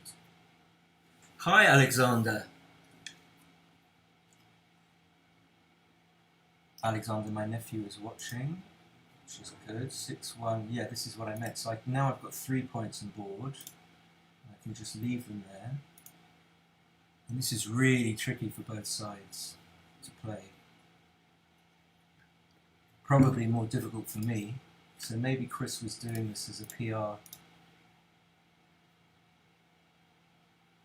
And now it's difficult because I don't know which anchors to break. Ideally, I don't want to have a roll here. I just want to stay where I am. So I guess I wouldn't have hit as Chris. I think I keep the anchor even though I have to destroy my board.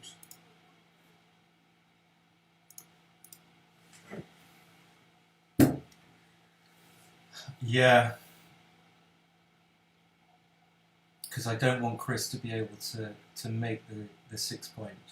So me having points in, the more points I have in his board, the more likely I am to be able to hit shots. So double 1 is not good. because I have to move something.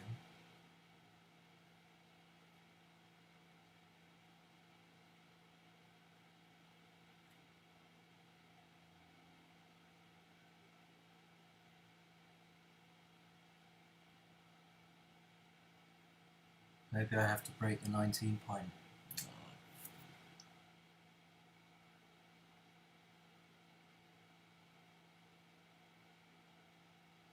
If I don't break the 19 point, and I just sort of break my board like this, then I might have to go, and I just ruin my board. I mean, if I, what about something like this? 1, 2, 3, 4. And then I'm not going to be hitting, but it's difficult for me to remake the 6 point, so he only makes the 6 point with... So do I really want to do this? It makes it a lot easier for him. This is really difficult. So this makes it a lot easier for him to bring the thing home.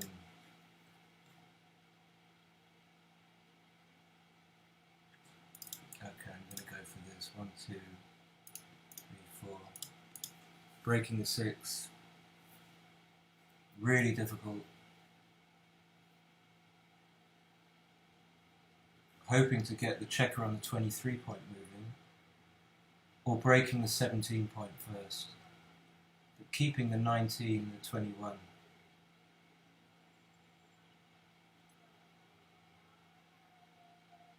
So he can play safe. That's obviously one play.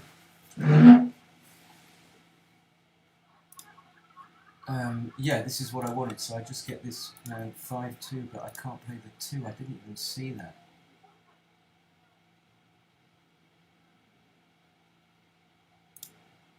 Five, 2.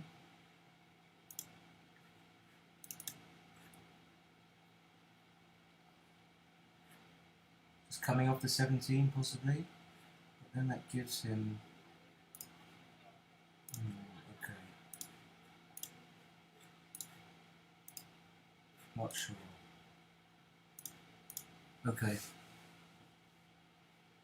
So now he makes the 7 point.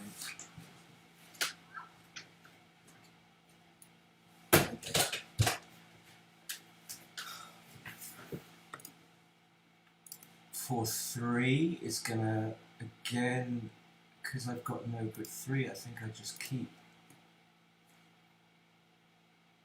the anchors. And my PR is going to go through the roof. I mean, it's unlikely that I'm going to be getting these plays right. So 6 doesn't play there, 6 hits, but I don't want to leave the 19 point for sure. This is not a good roll. So staying back is an absolute must. Staying on the 23 points.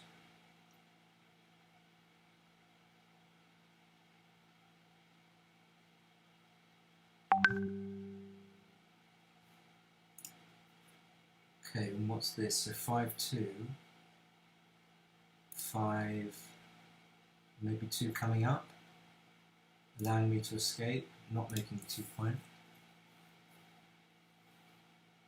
So what's the difficult point going to be for him to clear? Okay, so get another one moving, I think. Desperate to remake the 6. So 6 is play, and 5s do not play. 5s do not play. So double slot. I need to get a board going. So now he clears the 7 points. So where have I gone wrong? So his 3s are not going to play. So I need to break something here. So all of his odd numbers are not going to play. His 1s will play. So he chooses to clear that. Okay. So I can hit now, and I think I might do it. If I don't, okay, let's hit. Let's hit. making it. That's pretty. Well, that's pretty nifty. So do I want to come off there? Double one. Maybe. Okay, so 1-5 was fours. 2-1. I guess I'm just gonna do something with these checkers here. Maybe not play too big. 1, 2, 3. So he's got all the way back. I couldn't contain him, but I think I had to hit. This is really, really difficult, this game. Okay, so he doesn't clear the point. Maybe that's right. So his 3s are not going to play, nor his 5s. So 5-3 doesn't play. 1, 2, 3. The question is, do I come off? I don't think so. I think I just have to make the... Wow, so I've got 4s, 2s and 5s. Could this ever be a re-cue? I don't think so. 5 and 3 making a point. I'm just trying to hit a second man, and maybe just play big. Slightly uncomfortable to do that, but and then leave the man slotted because he's only got a 3-point board.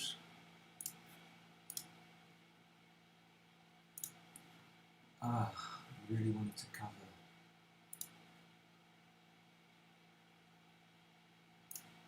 Seems right to leave it slotted. Okay, so 4 is covering so that I can make the 7-point. And now, I mean, obviously it's been too good for a while. 6-1 coming closer, and I still think this is too good. 6 and 4 not coming in. And now I still think this is too good. 5, so I'm going to have to get hit with something, so I guess give him a 6-5. I mean, these could be cubes, but 6-3, giving a double, or 3-1. You can't hit with a 3-1. I mean, you can pick and pass. Okay, so is this going to be a re-cube? Possibly. So what can happen here?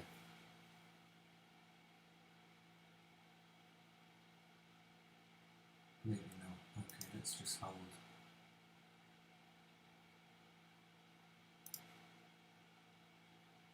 Let's just play safe. So what if he rolls a 6, then I'm giving him double 6.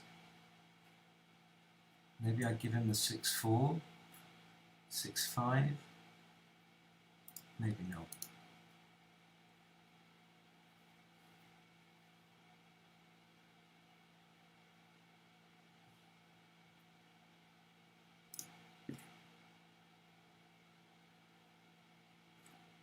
Two and 1 for boxes.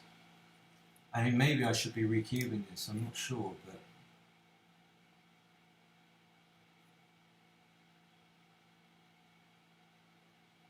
so staying back for boxes, possibly.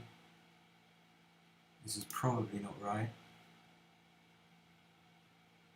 So what's bad here? Boxes is bad. Double 5 is good. Okay. Boxes is just a disaster.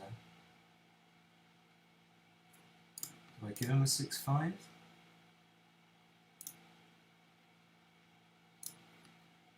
I'm missing all these cubes.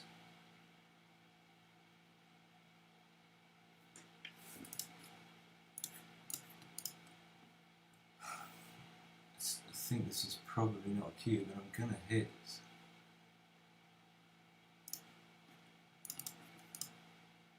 And now this is a different proposition. If he goes, then I cube. If he stays, then I think about it.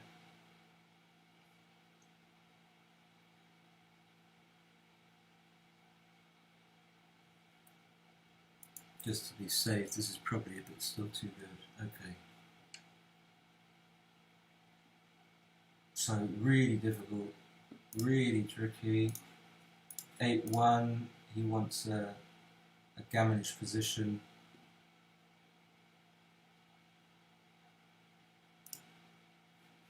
Double 6 is pretty good. 1, 2, I think, just this, not making the ace, making the advanced anchor.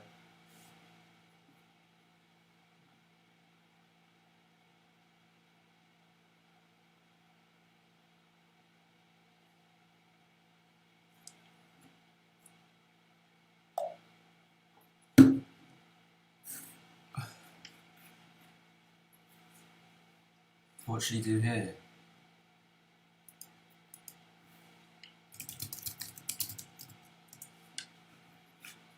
Okay, this, so I've got some decent rolls. 5-1 is safe, so I will take it.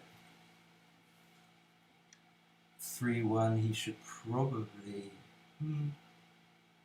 makes the anchor. Okay, I'm not sure about that. I'm going to make a run for it. Hope to get missed. And then I'm going to safety this and then think about cubing. So I'm 22 pips up, 17 pips up.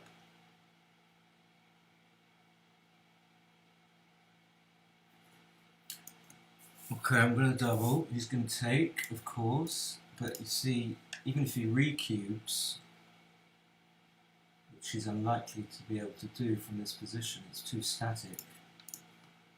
Even if he recubes, he only goes to 8-5. So what do we do here? Okay, just this then. Is that right? I have to do something.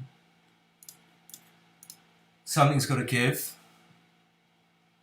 So he's going to keep the midpoint, I think.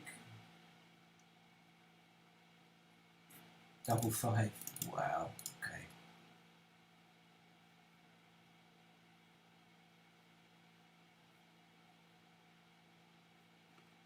Six of 1 is what? I think it's this. So 6-1 was my worst roll, I think. 6-1 was my worst, so I need to avoid a 6-3. Wow, look at this rolling. This is just fabulous rolling. This is fabulous rolling. So I just need to avoid the 6-1 and the 5-1. And I do. I'm going to go 10-1 up. Just the question is about the PR. Those are going to be the questions. Otherwise we're going to have to play a 9-pointer. Unless I gammon him now.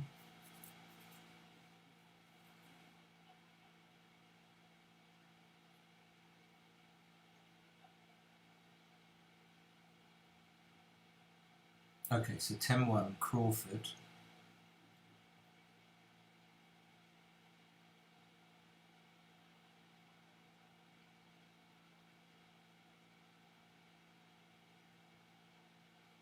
Okay.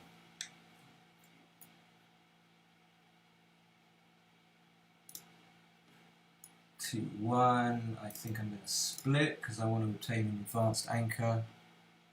5-3 is going to make the 10-point, I think. And 5-3 is not good. So I can just give him 3s actually.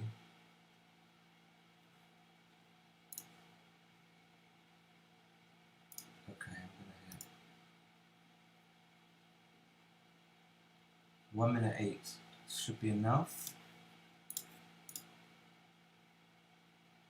So it's going to make the 4. I need like a 4-3, a 5-4.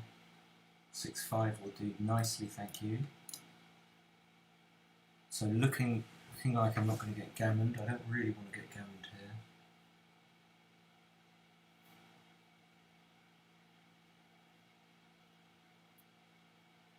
So perhaps Chris should hit, I think. Not just play behind, because then if he plays behind and I roll a 4, or a 6-3, I get to safety.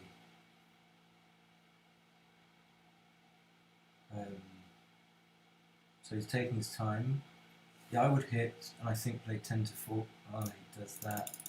And now my double 4 is absolutely fabulous. So the question is, do I run all the way? Being 5 pips down. Jesus Christ. 1. Or do I do this? Making the 9.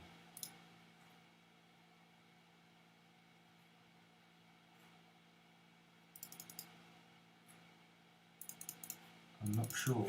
I'm really not sure. Making the 9.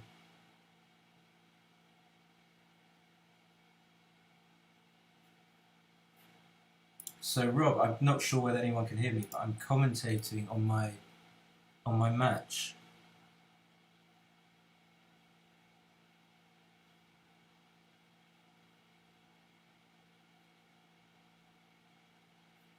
So 6-5 is good. Yeah, I really didn't know how to play that double 4.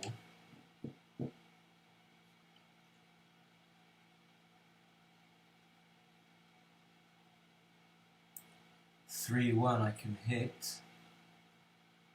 I don't think I want to though.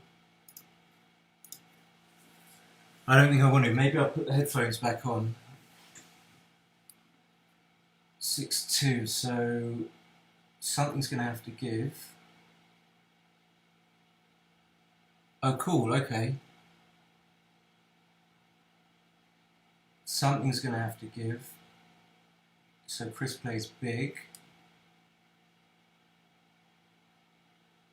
Do I hit is the question. I think I do, because he's got a blotting board.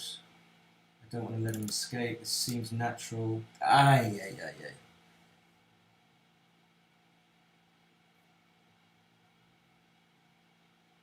1, so I didn't even manage to roll a 3, so he needs, okay, so there's something, there's gonna be, so if he covers the 3 point, he's leaving 1s and 7s. 5-3 is a miss, is a dud. So it's looking good for Chris. Do I come out with a 6? Probably. I kind of want a 6 actually. Yeah, I figured, because the microphone is, I'm using the microphone on the computer, so it's not going to be very good. 5-2 is decent for him. So a 6 is going to be okay, because then I'm going to come out. I don't think he should volunteer a shot here, but I might be wrong.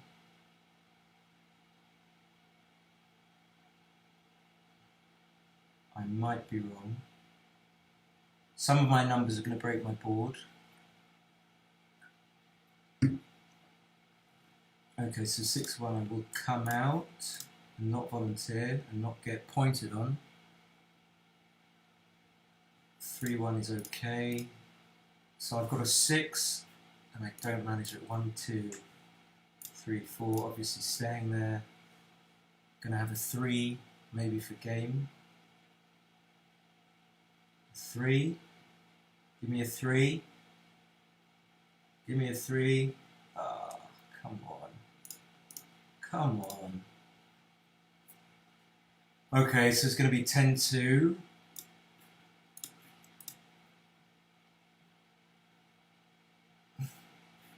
And I'm going to have, I'm not going to be able to pass. Oh, hello. Hello. Happy. Happy. Come on. Hup. This is the Hup. Oh, Happy.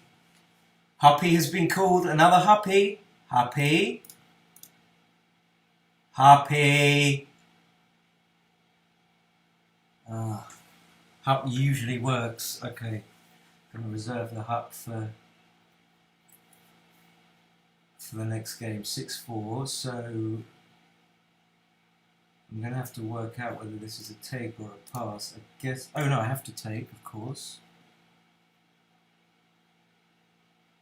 Oh, he doesn't cube. He's trying to trick me. That's nasty. 1, 2, 3, 4. Just making the 9. Seems reasonable. 5. Not hitting on the 2 point. So what do I want to do? Do I want to... Okay, maybe just come out, give him 4s, dupe of 4s.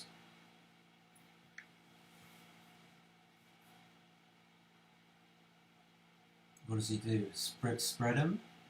Possibly.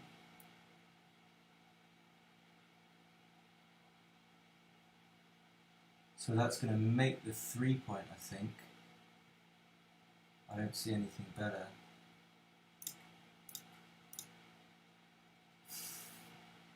So he can hit. And then what do we have?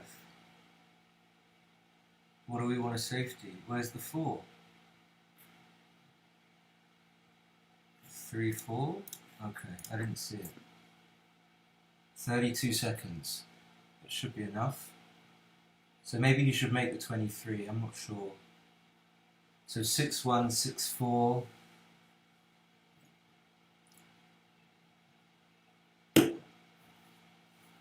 Possibly make the 23. I also think he shouldn't be taking too much time, because as he's taking his time, I'm thinking and relaxing, and he should be putting pressure on me and just making instant plays. So he's gonna, yeah, I just come up and try and avoid an 8 or a 9. Please don't roll an 8 or a 9. Okay, so he's gonna, but when I fan, he's gonna cube, and am I gonna be able to take? He didn't cube. Okay. Why didn't he cube? I think I'm passing now. I mean, I lose a shitload of gammons. Okay, this is going to be difficult. I think I have to take this. He doesn't cube. Why isn't he cubing? He's obviously just forgotten. If I get hit with a 4 or a 2 or a double 1 or a 3-1, can I get this safe though? Yes, I can. So I've got reasonable chances of winning this game. Maybe about 58%. 3-2 just down, probably. Preparing to clear it. So the race lead is not enough, I mean. Now I'm down by 7. Okay, so just safe, not giving anything. Happy, maybe a hup. What about a hup for a double 6? Happy? Happy hup. Hup. Happy hup.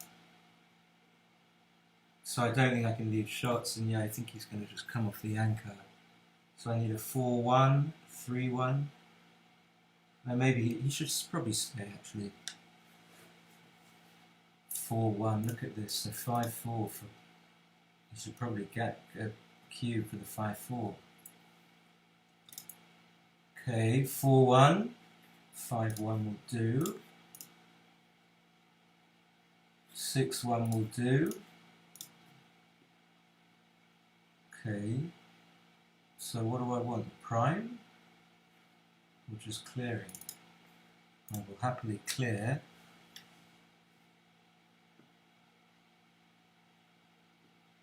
This has been a really tough match. 5-4 just about plays. Okay, so I need to avoid a 6-1 or a 6-3. 6-1 isn't so bad. 6-3 is bad. 4-2 is fantastic. Maybe he should run. So it's only 6-5.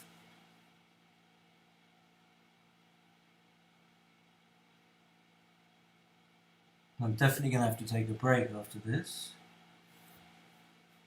6-3, just taking 2 men off.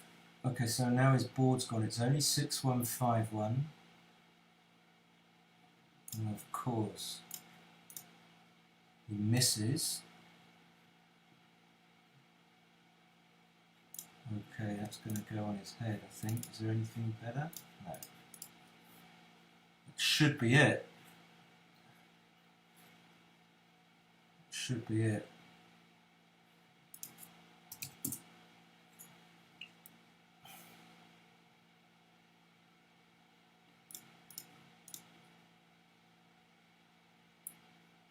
Okay, and if I win the PR, I'm going to end the stream, just look over it. If I lose... Oh, almost timed out. Let's see. Wow! Oh, I'm going to have to XG it. Okay. He played pretty well. Oh.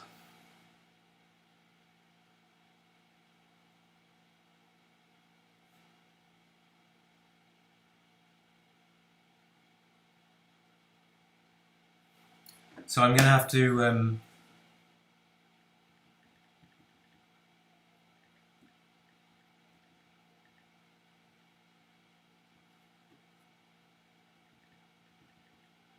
Chris is too strong. I couldn't outperform. Let's see if I can look at this in XG.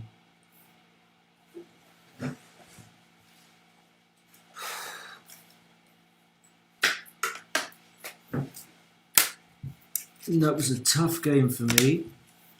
So I'm back with the mic. I'm going to try and put this through XG because the PRs are close. We have to check to see who wins. I'm just waiting for XG.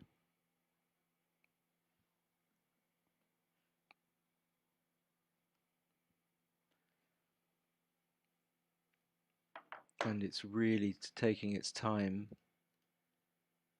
So, yeah, where is XG? Doesn't want to open.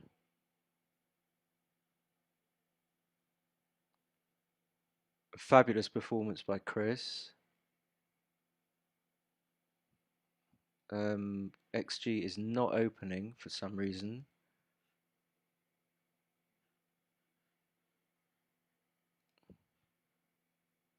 Oops. Maybe it will now. And then I'm going to try and get it in the window.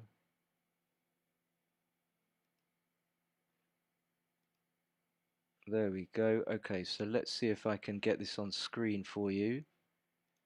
Window capture. Let's try this. Extreme gammon. So we will just put this over here like this. And import last game played. Let's see.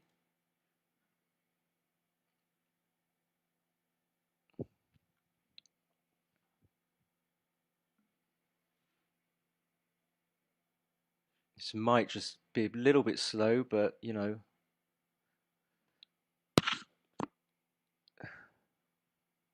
No, that's not the match. Wait, so I want to go to Backgammon Galaxy. I want to... Oh, it's so slow. Oh dear. Okay, should work now.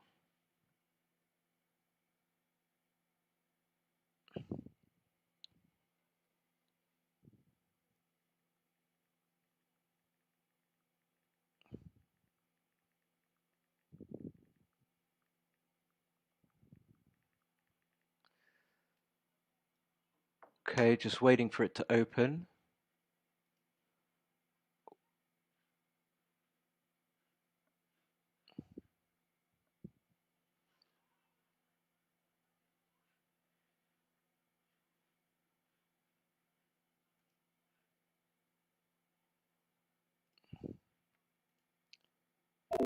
There we go. Oh, it's taking so long. No? Okay, so this is the right match.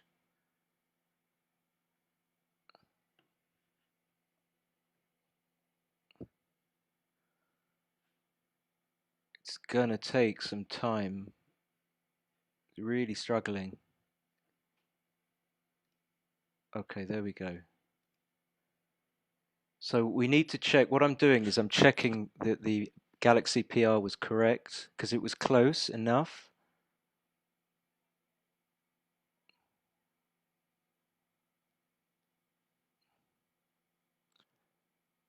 But this might take a while.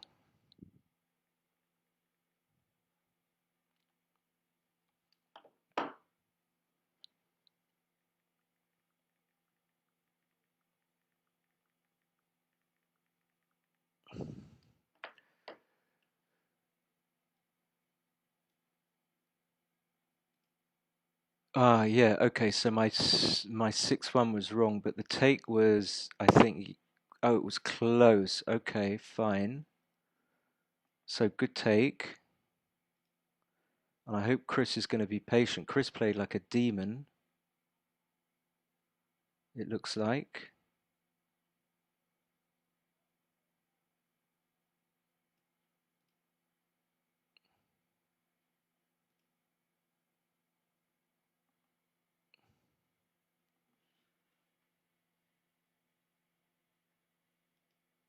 So the reason I'm not saying anything is because I'm pretty shattered from this match. I had a lot of things to think about, and you could see that I was giving them thought, and oh, the PRs were terrible up to here. So it was a redouble, and then yeah, the 6-5 was terrible. Aye, okay.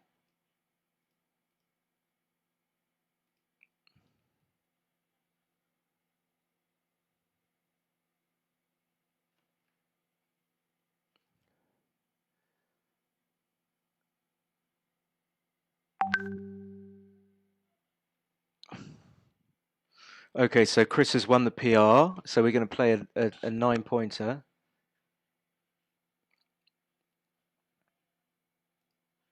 And I can stop the analysis now, and then I can get rid of this window. So now there's going to be a lot more randomness in this.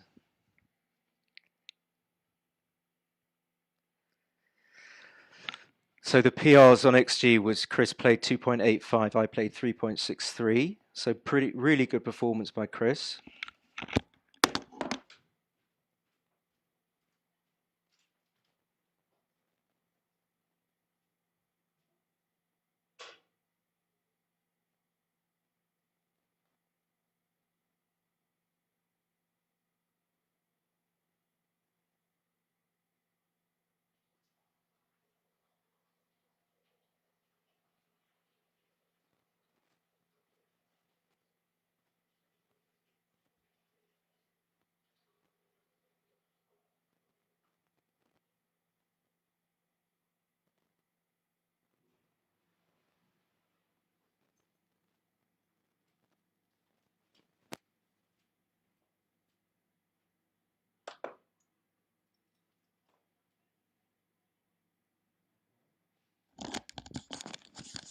Okay, all right, let's do this. So Chris is playing pretty well. I didn't feel that he was playing so well. It's not to say I didn't feel he was playing badly, but okay, we have to refresh this. I don't know why. So now I have to play a 9-pointer, not speed, normal.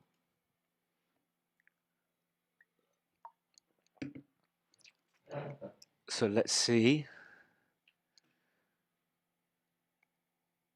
So by rights, Chris is going to get lucky now.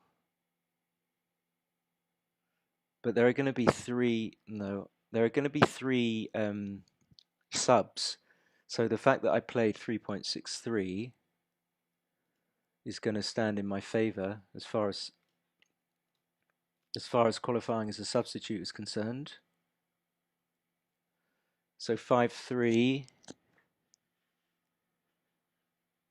He's just going to make the point. 6-1's pretty easy. So he's going to have to run here, I think. And I'm a favourite, but I can't cube yet.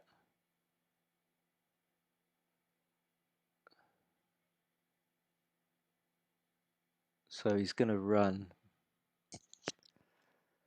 And I need a... Okay, that'll do. So I'm an even bigger favourite now. So what should he do? Should he come up? A lot of players come up erroneously in these positions.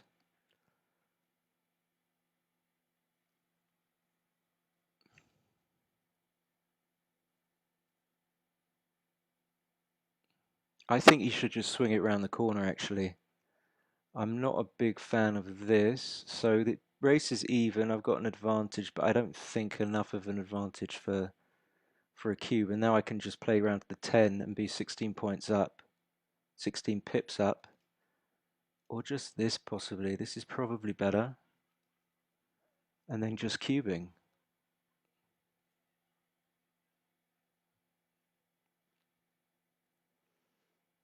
So am I going to be able to cube? Now he's pretty much equalized.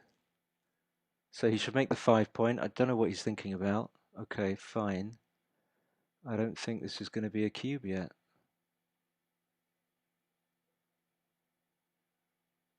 Not quite there. So I'm going to clear, leave a 6-4. And then maybe, because I've got 4-1, 6-1, and he hasn't come up, I think this is probably okay to cube. Even though I'm behind, it's probably okay. Double 6. This is a very easy take. It might be a small no double. So I can make the bar actually, leaving 3-5 and 2-6. And then stopping 6-5. Is that going to be right? I think I prefer this. I don't know why. Maybe I'm wrong. So 6-3 would have come out, and now I get an extra shot.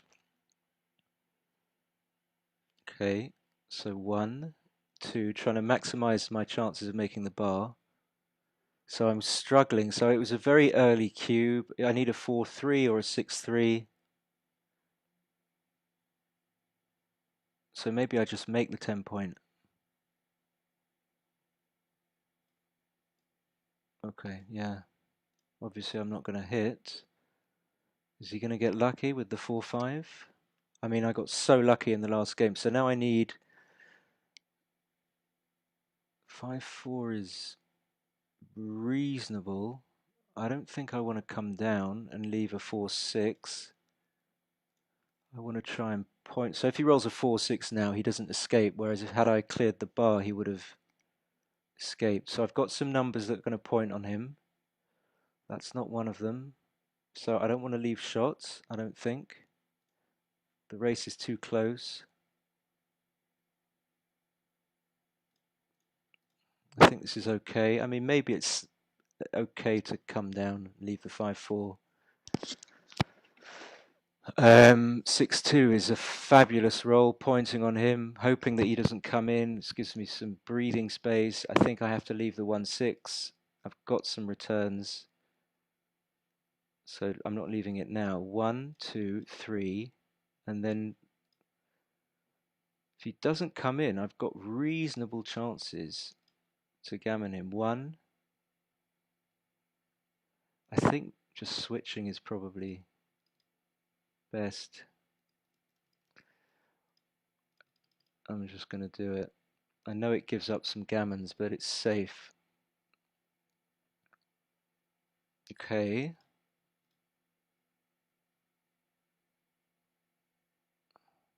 So Chris is really giving a good account of himself if he's playing, you know, like a 3 every time. 4-3 I can clear.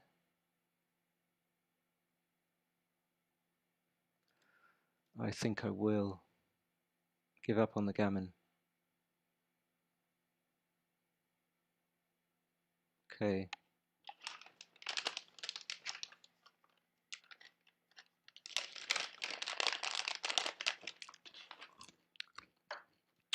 So 2-0.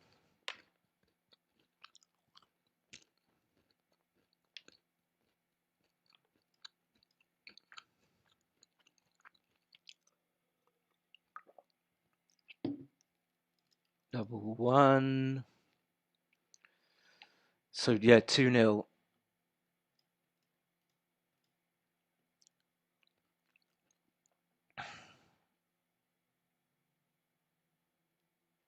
So hopefully if Chris qualifies, either through beating me or PR, it stands in good stead for our team.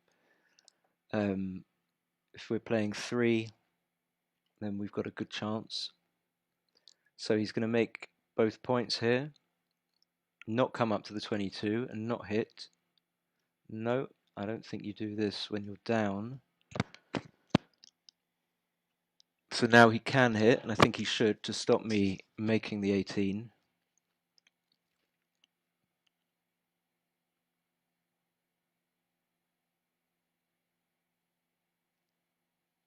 I just remembered Chris's when he broke the 6 point in the back game, which I thought was really bizarre. So Chris is definitely a favourite, but he can't cube.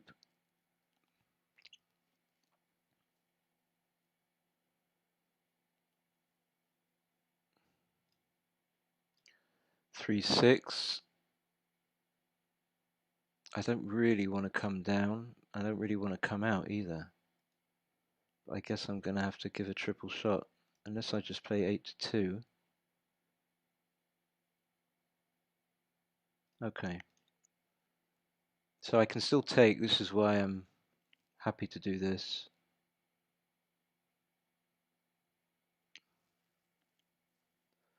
So he can actually make the 14 point, but I don't think he should. Now this is ugly. This is really ugly. I don't really want a blotting board either, that's the thing. And so he's going to cube 9 away, 7 away. Again, I'm not sure that I can afford to pass this. 3-2, for example. The only crushing numbers are 5-5, 6-6. So even something like 6-1. Okay, let me just take. So 6-1, what, making the 5 point? Then I've got. So 6-1 actually is going to make the 14. But I can still roll a 1 or a 3-2 or a 5-4. Or I can make my board. There's the 1. So this looks like it was a reasonable take.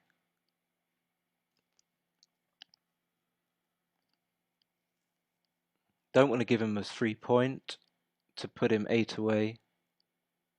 So he's going to clear the 14.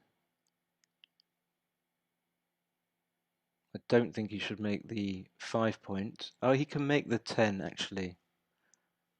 So I'm paying a lot of attention to Chris's plays because he's playing pretty well and I'm getting worried. So he will make the 5 for sure. Will I hit with a 4-3?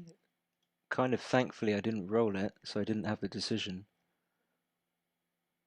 So now Chris still has to clear the 14.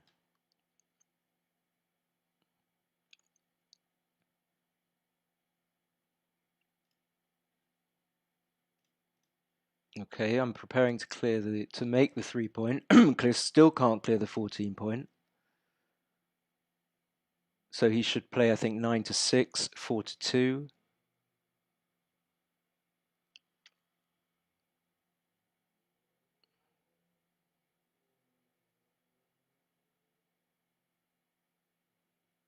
Okay, so now I got my board. 4-3 is not particularly good, but he can still play it, or he can give me a 4-3 and a 4-4. Perhaps that's his best option. Okay, sure. It would be unfair for me to hit after getting so lucky in the previous game.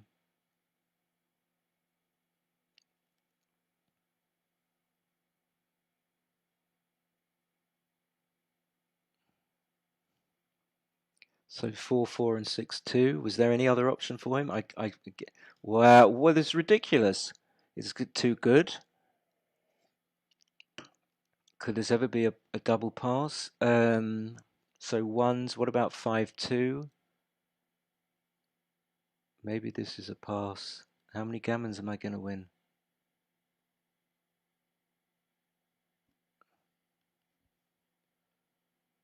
Maybe this is a pass. So 6 and 1. So something like 4-3. So what about the numbers that don't come out, like 5-2? 5-1 is good. 5-2 isn't so good. 5-3.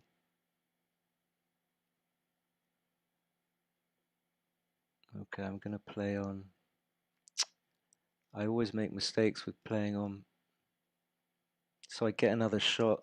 Wow. So I'm going to hit to freeze the checker. And obviously I'm playing on here.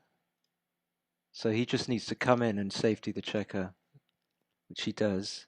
So double 3, 3-2 plays, 3-1 plays, 2-1 plays.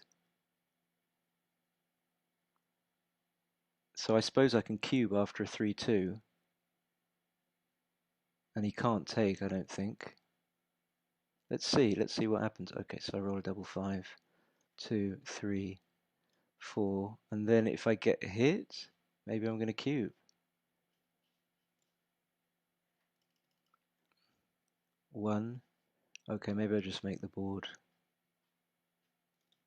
No funny business. I wasn't sure. Played it a bit fast. 1, 2, 3, 4. So I don't think this is a cube, even though, okay, I can afford to play on. Sometimes I can still cube him out. So for example here, could this be a cube?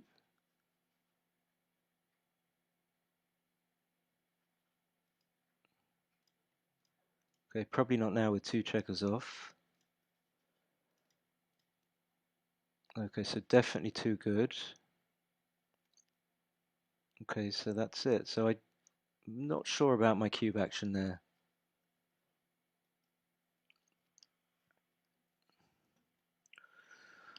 Okay, so I got really lucky again with the 6-2, 4-1. So 5 away, 9 away. There's another 6-2.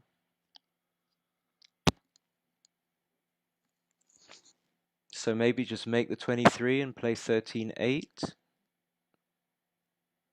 Otherwise, leaving too many blots strewn around. Like, yeah. Can I ever cube? Not this, I don't think. This is just too early, too thin. I have to wait for, yeah, wait for better weather. And I don't think this is a cube either. Although I've got some threats, but because wow, Jesus Christ. Those are for sure. 1, 2, 3. Just not giving a good 2, yeah, just this possibly. So I leave 3, 5 and 2, 6. And then there's going to be cube action possibly. I'm certainly going to think, I think Chris is thinking, what the fuck is going on?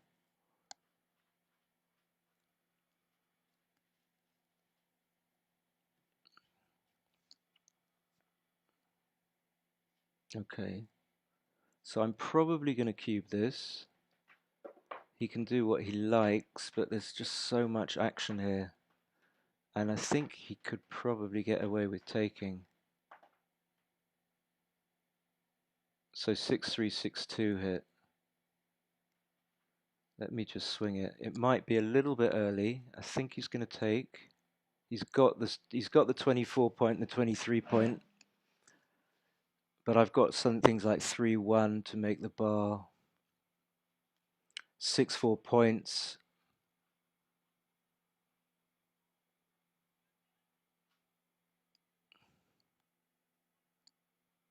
Okay, so he takes 1, 2, 3. Yeah, I would take.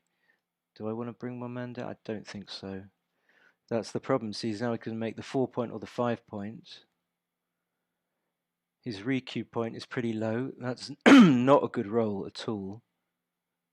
Not a good roll. So I'm going to switch, I think.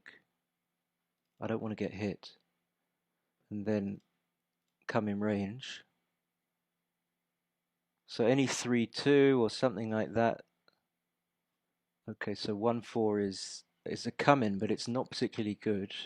So my 4s are coming up, my 6. Wow, okay. So I will hit that. So he wants a 3-2.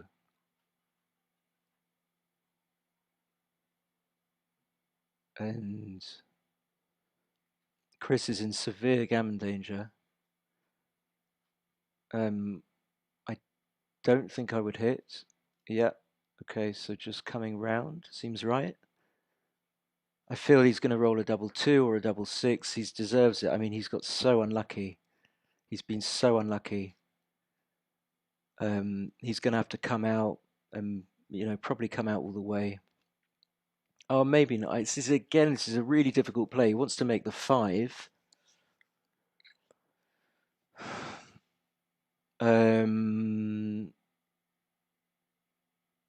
But if he stays back, he makes it easier for me to play, possibly.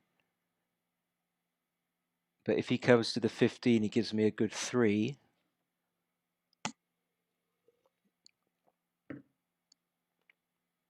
So 6-4, yeah. Now, if I want to make the bar, I pay off to 3s and 1s, but I'm going to do it. I mean, the bar is such a good thing to have. So he's rolled a pretty good number. He's going to have to hit.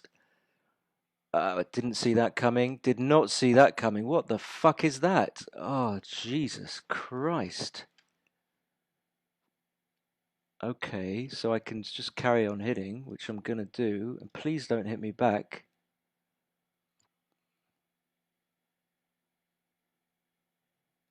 What's this? Double 5. Absurd.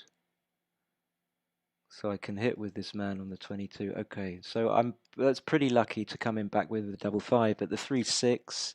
So he's still got these men on the 24 primed. Oi, oi, oi. And this is not an easy 5-3. If he makes the 3-point, he leaves double 4, 5-3 plus all the stuff. So I lucked out again.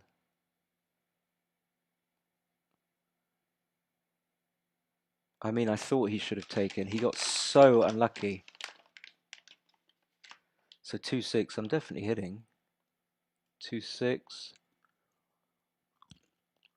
Give myself a good 6. Pay off to the 3-6 again. Again the 1-4, and he's going to hit this time. I just don't want to fam. Okay, so I can make the 9-point. I think I'm going to do that. Is that bad? Maybe. Maybe I just want to come up. Change my mind.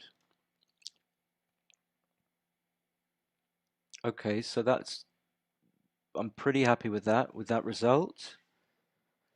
I'm pretty happy. I don't see what he can do. There's no voodoo that he can perform here. I mean, that's not a good result for me. 1. So what do I want? 6s are going to play 1. I don't think I want a slot.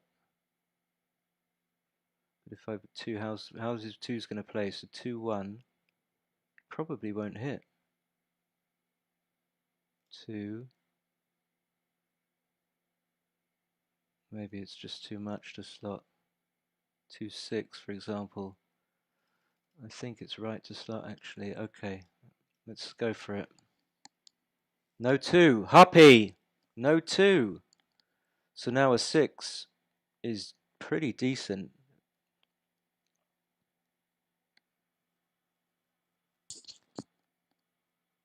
5-3 should have pointed. I wasn't sure. Should he? He's a beast. This decoy PR that he posts on WBIF, this 5 rubbish, is nonsense. He plays like a 3 every time. He just tricks his opponents. Okay, this is not a good roll. So I don't know if I want to split. I don't think I do. Just do this. So this is the 2.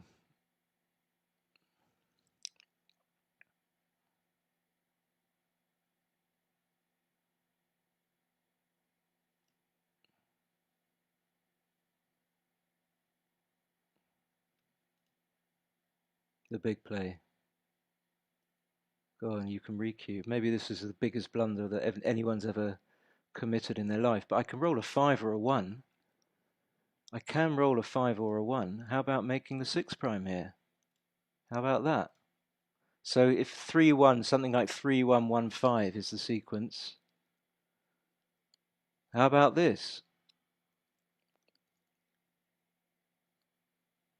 Oh, fuck's sake. For fuck's sake. Here's the 6. Double 2.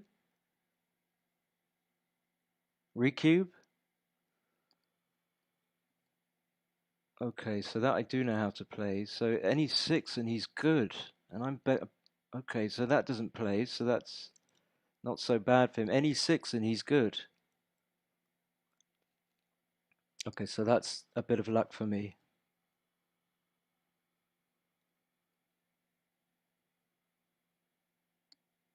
That's a bit of luck. So I didn't get one out. So a 6 and he's good. He's going to roll a 6. It's pretty obvious. 4s are bad for me. What about this? Just coming forward? I don't know.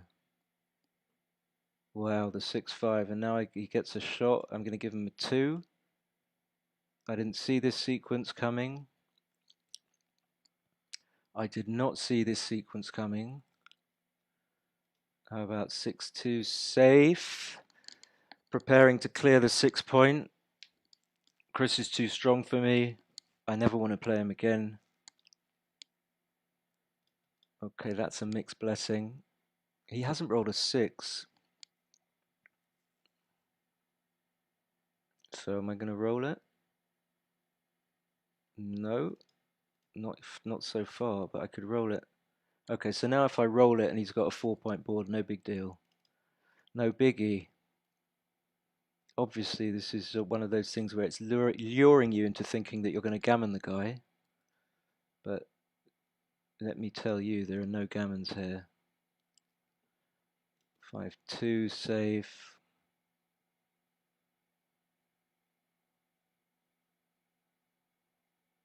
So perhaps he should stay, actually. Perhaps he should stay.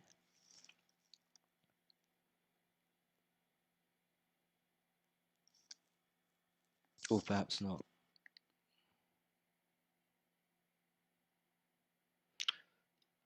Right, so if he stays now... Okay, he can't stay now.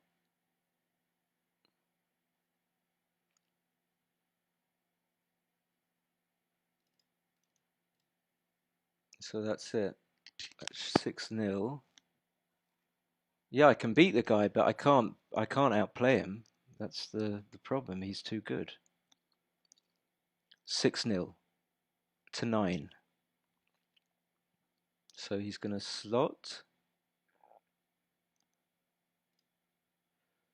Okay. He's going to roll a 3-1. 3-2. I'm going to roll double 5. 5-1. I will split. I don't think I'm going to come out. So this wouldn't be a ridiculous cube. What does he... So probably 13-8, 11-5. And this is not my best number. I'm just going to come out and not think. He can cube. I'm obviously going to... It's a pretty easy decision if he does. His cubing has been really spot on, and that's what pisses me off. Yeah, so now I'm going to fan. He points on me. Okay, no, that's a very good roll. And now the take decision again is easy. So I'm lucky to have an easy take decision. Okay, this is a very easy take decision. So he should hit. And just he's going to wipe me out. Here's the wipe out. 1. I'm just getting too lucky. So I'm going to make the 9. And he is going to hit from the 8 point. Oh, hit there. Wow, look at this. This is what Chris rolls in the chouette. Okay, so obviously nowhere near recubing. Recubing, I need to be like 89% or something. I'm only about 60 something here with gammons. So I think maybe Chris is looking at making the 3 point. Oh no, I don't like this. So I'm not coming off the anchor. I think that would be a bit crazy. Maybe just hitting, maybe, or not hitting.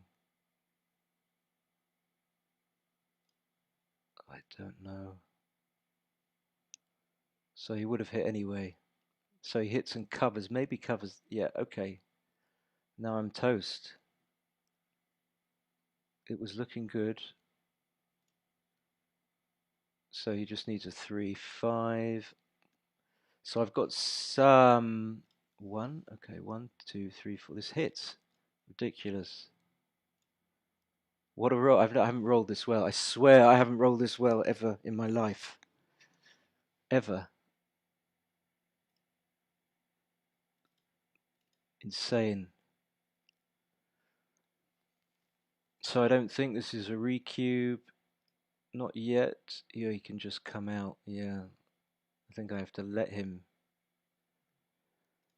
I think I just have to let him come out.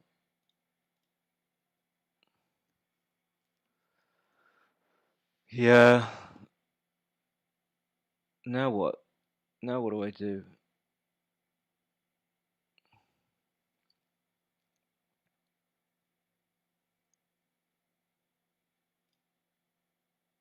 I don't think I want to hit. Do I? Do I want to hit and leave?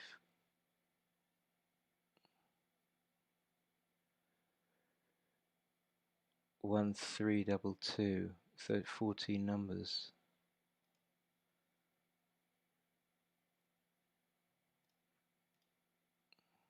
How often can I get gammoned here? Okay, let me think. This is difficult.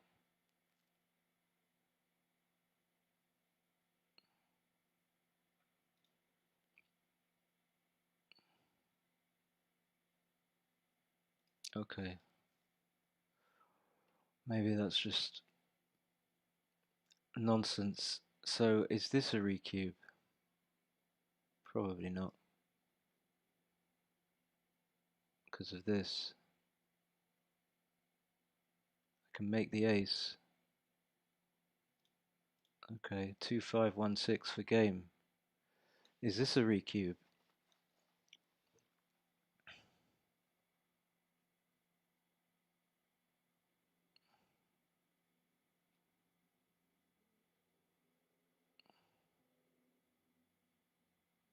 Six one. What percentage has he got here? Double 6 leaves a shot. Double 5 is awkward.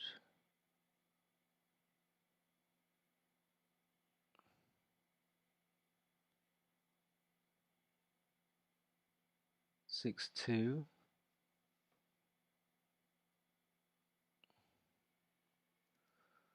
Okay. Difficult, but I'm not gonna.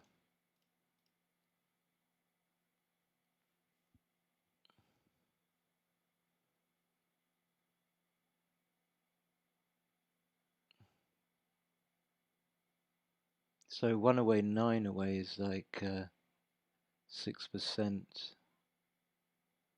So what? 6-1 leaves a shot on the 6-3, but only a 6-1. 5-1. 4-1. 6-6 leaves a shot.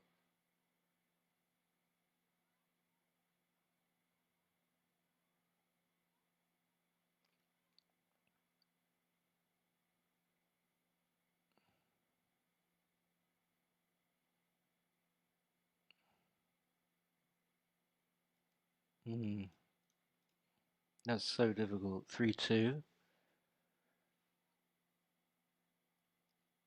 Now I think it's probably safer to that this is not a double, that some sixes leave a shot. So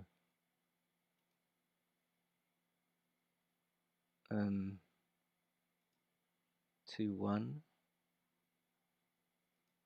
This.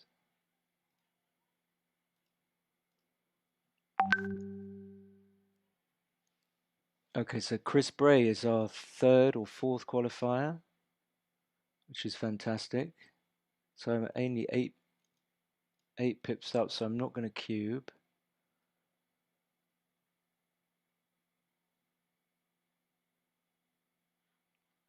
So 1 away, 9 away is at 6%, so his take point is going to be like 10%. So I think this is.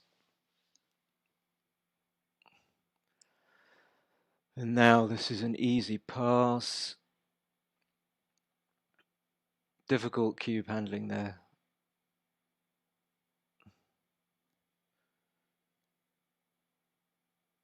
Difficult. 3-1. 3-1.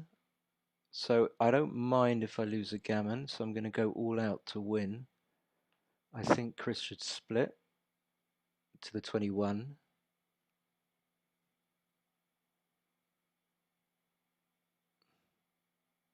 In all likelihood, this is going to go to a 7-pointer. Okay, I don't like that so much. 3, I'm going to split. 6-4, possibly hitting.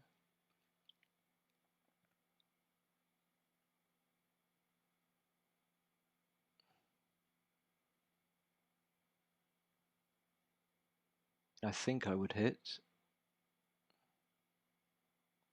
Okay, he doesn't. So I suppose I just safety this man. So Chris has got a small advantage in this game, for sure. I don't think he should leave me shots. Okay. 4-3. Don't want to hit. Just 2 down. Leave a 5-2 and a 1-6. This is very tricky. So I think he should play 13-11, 6-5. Maximizing his outfield coverage. But he could come up with the one, I suppose.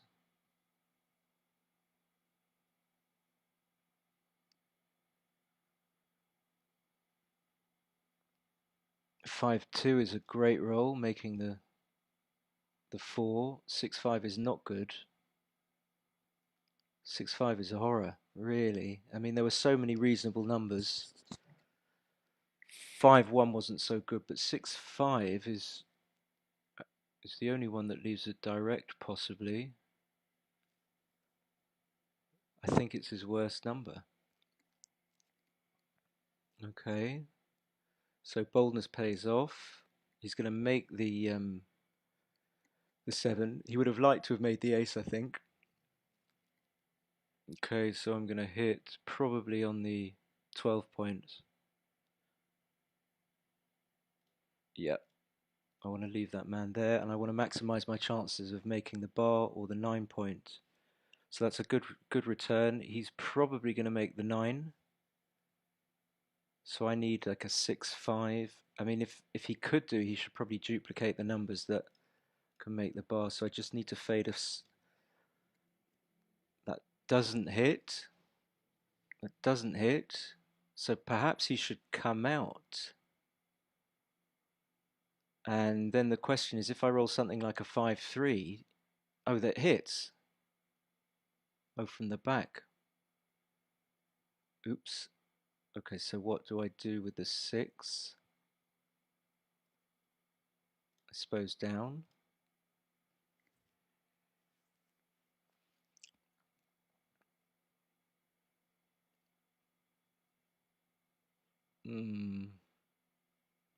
So it went a bit south for me. I can still make the 21 and get shots. Shotties. 6-2 is a little bit awkward.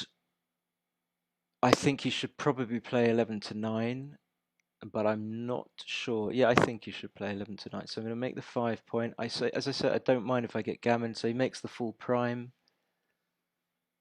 I don't mind hitting him on the ace.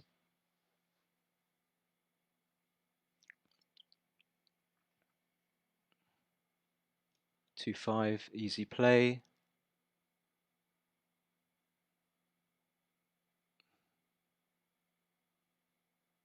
Okay.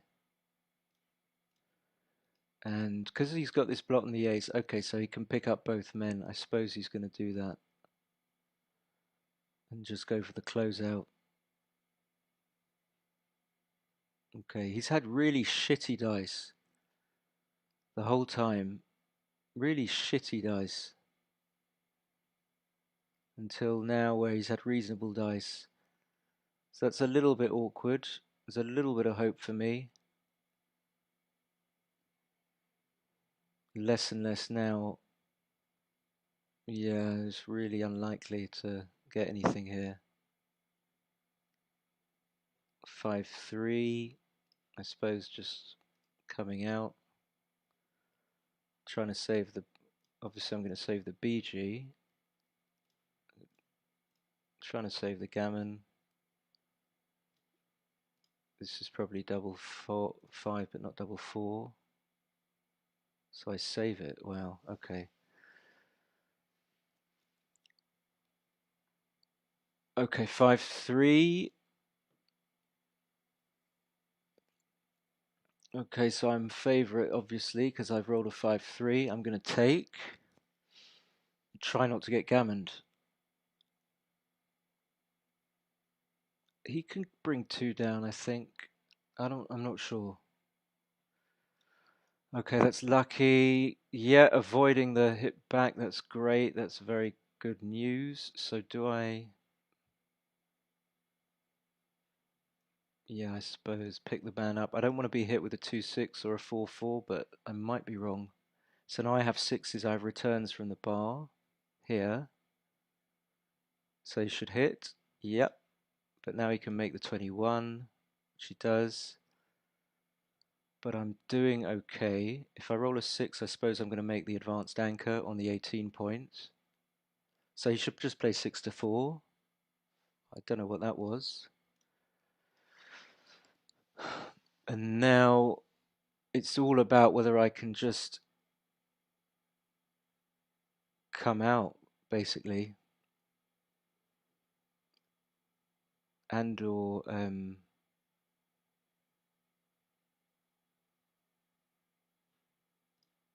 so this dupes the 4. I want to make an outside point here, so 6-3, but now I can't dupe the everything, so 3-6. I'm just going to come out with both. Leaving both. So now a 7 would stand me in good stead. Not quite. So now he's got these 2 blots here. I'm going to take advantage of them. Maybe try and make the 9 point.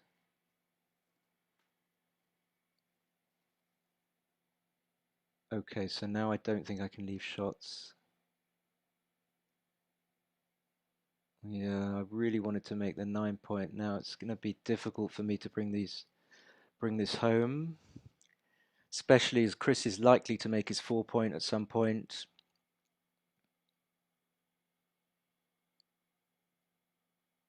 This has been a really tough match, so I'm going to make that. So Chris is going to make his 4 point.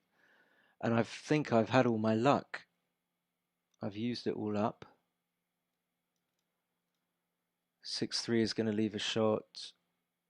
5-4 is going to leave a shot. Yep. Okay, so I need to avoid a 4. And I need to roll a 5, basically.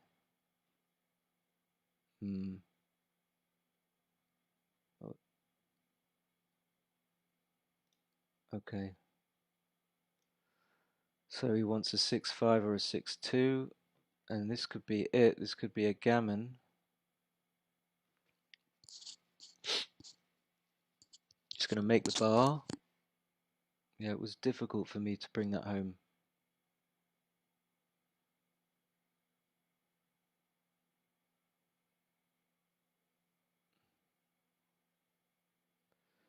Okay, 1-6. That helps, I suppose, to save the gammon.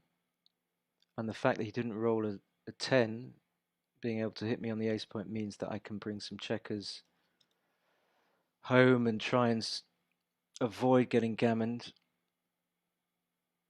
So he's going to hit me on the ace. That's not a shot yet, but it's going to be at some point. So what leaves a shot? 6-5, 6-4, and 6-3. That doesn't yet, but he can stay. So same 6-5, 6-4, 6-3. That's a fabulous roll. So no 3. Come in. No 3. Okay. So I want to make the anchor, please.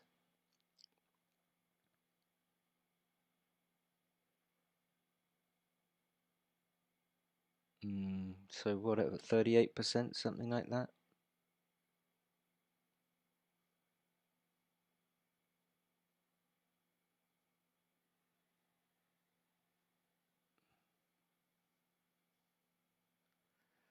Yeah. Chris is showing me who's boss. So I shouldn't get gammoned. I'm not favourite to be gammoned.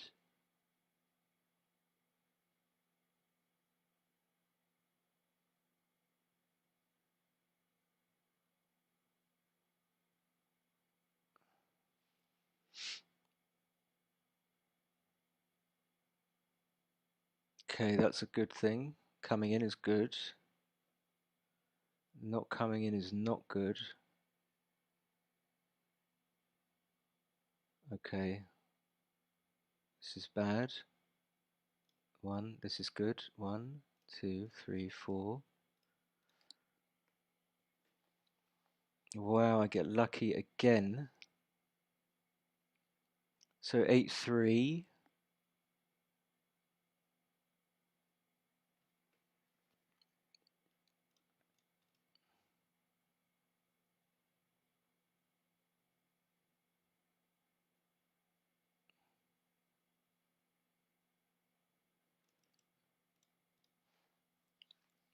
Can I bring it home? Can I win the PR? Okay, so this. Because I open with a 4-3, I should be favourite here. So I'm going to take. I would pass if I wasn't favourite before Chris's roll. I think I am. So he's going to hit. And that's not so good. So he's got chances of like this. He's made the 4 point. He's got an advantage already. So a gammon takes him basically to 50. What? I think he missed it. I would have fanned. That could decide the whole thing. Did he? That would be a huge blunder. I think I can just make the 4 point. I don't think I need to hit that checker. I don't understand what happened. He just could have hit. Now I can make the bar. This is difficult. This is such a good roll. I don't want to get gammon, but I think my best chance is just to make the bar. The bar. Make the bar. The bar.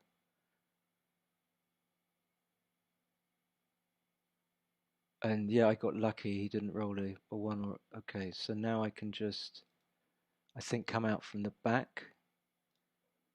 2s are duplicated. Oh, Jesus Christ. It's basically his only good number. Okay, coming out. So that's a good number as well. So I have some crackers from the bar. Okay, that's a good number. So I need to avoid a 5 or a 2. Again, the double 2. The double 2 is good. And Chris is really fighting, apart from his 5-2 play. So in and out.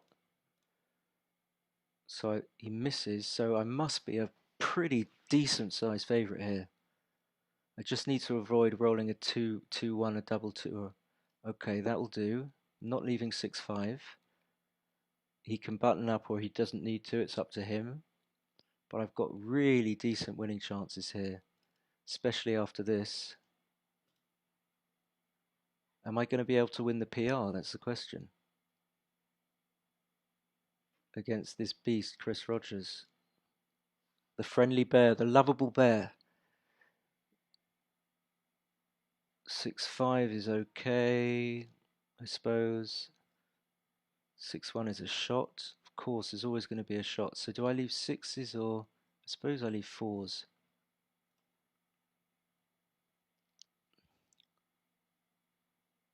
Okay. Most things play, I think. 1-4, just safe. I'm 8 pips up. What else can I do? So he has to come out. So he's got some... 6-4 is... The 6 is forced. Jeez. This is the full board. I can... Okay, that's the preemptive TY. So he's resigned. He's resigning the match. This is still not gin, but I'll do tar anyway to be polite.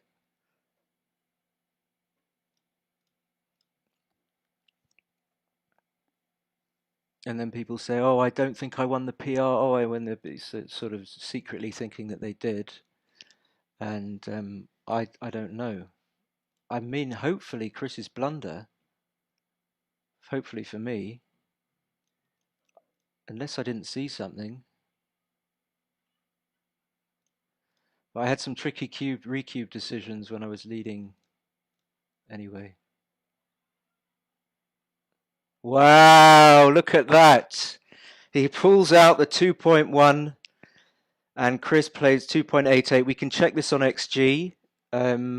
If Chris, if you want to check on XG, but I think I've got it. So Chris will definitely qualify as a substitute. Chris's combined PR was about 2.8. Mine was about 2.82. Not 2.82, but 2.8 as well. And it was fantastic to play. I felt the strength. And who have we got qualified? We've got Gaz, who's in the chat. Got Tim Cross. We've got Grandmaster, the undercover Grandmaster Chris Rogers as substitute. That's to be confirmed, of course. Then we've got me. We've got RF. And then we've got Brian Lever, I think, I might be wrong, unless they drew and they've still got to play their match. Chris Bray, I mentioned, and we're waiting for, we are waiting for someone else. Okay, so nice one, Chris. Thanks everyone for watching. I'm going to leave it there. And yeah, tune in for the actual tournament proper, which will be on the 7th, 8th and 9th of August. And also, please subscribe if you haven't already subscribed. All right, cheers. Bye, everyone.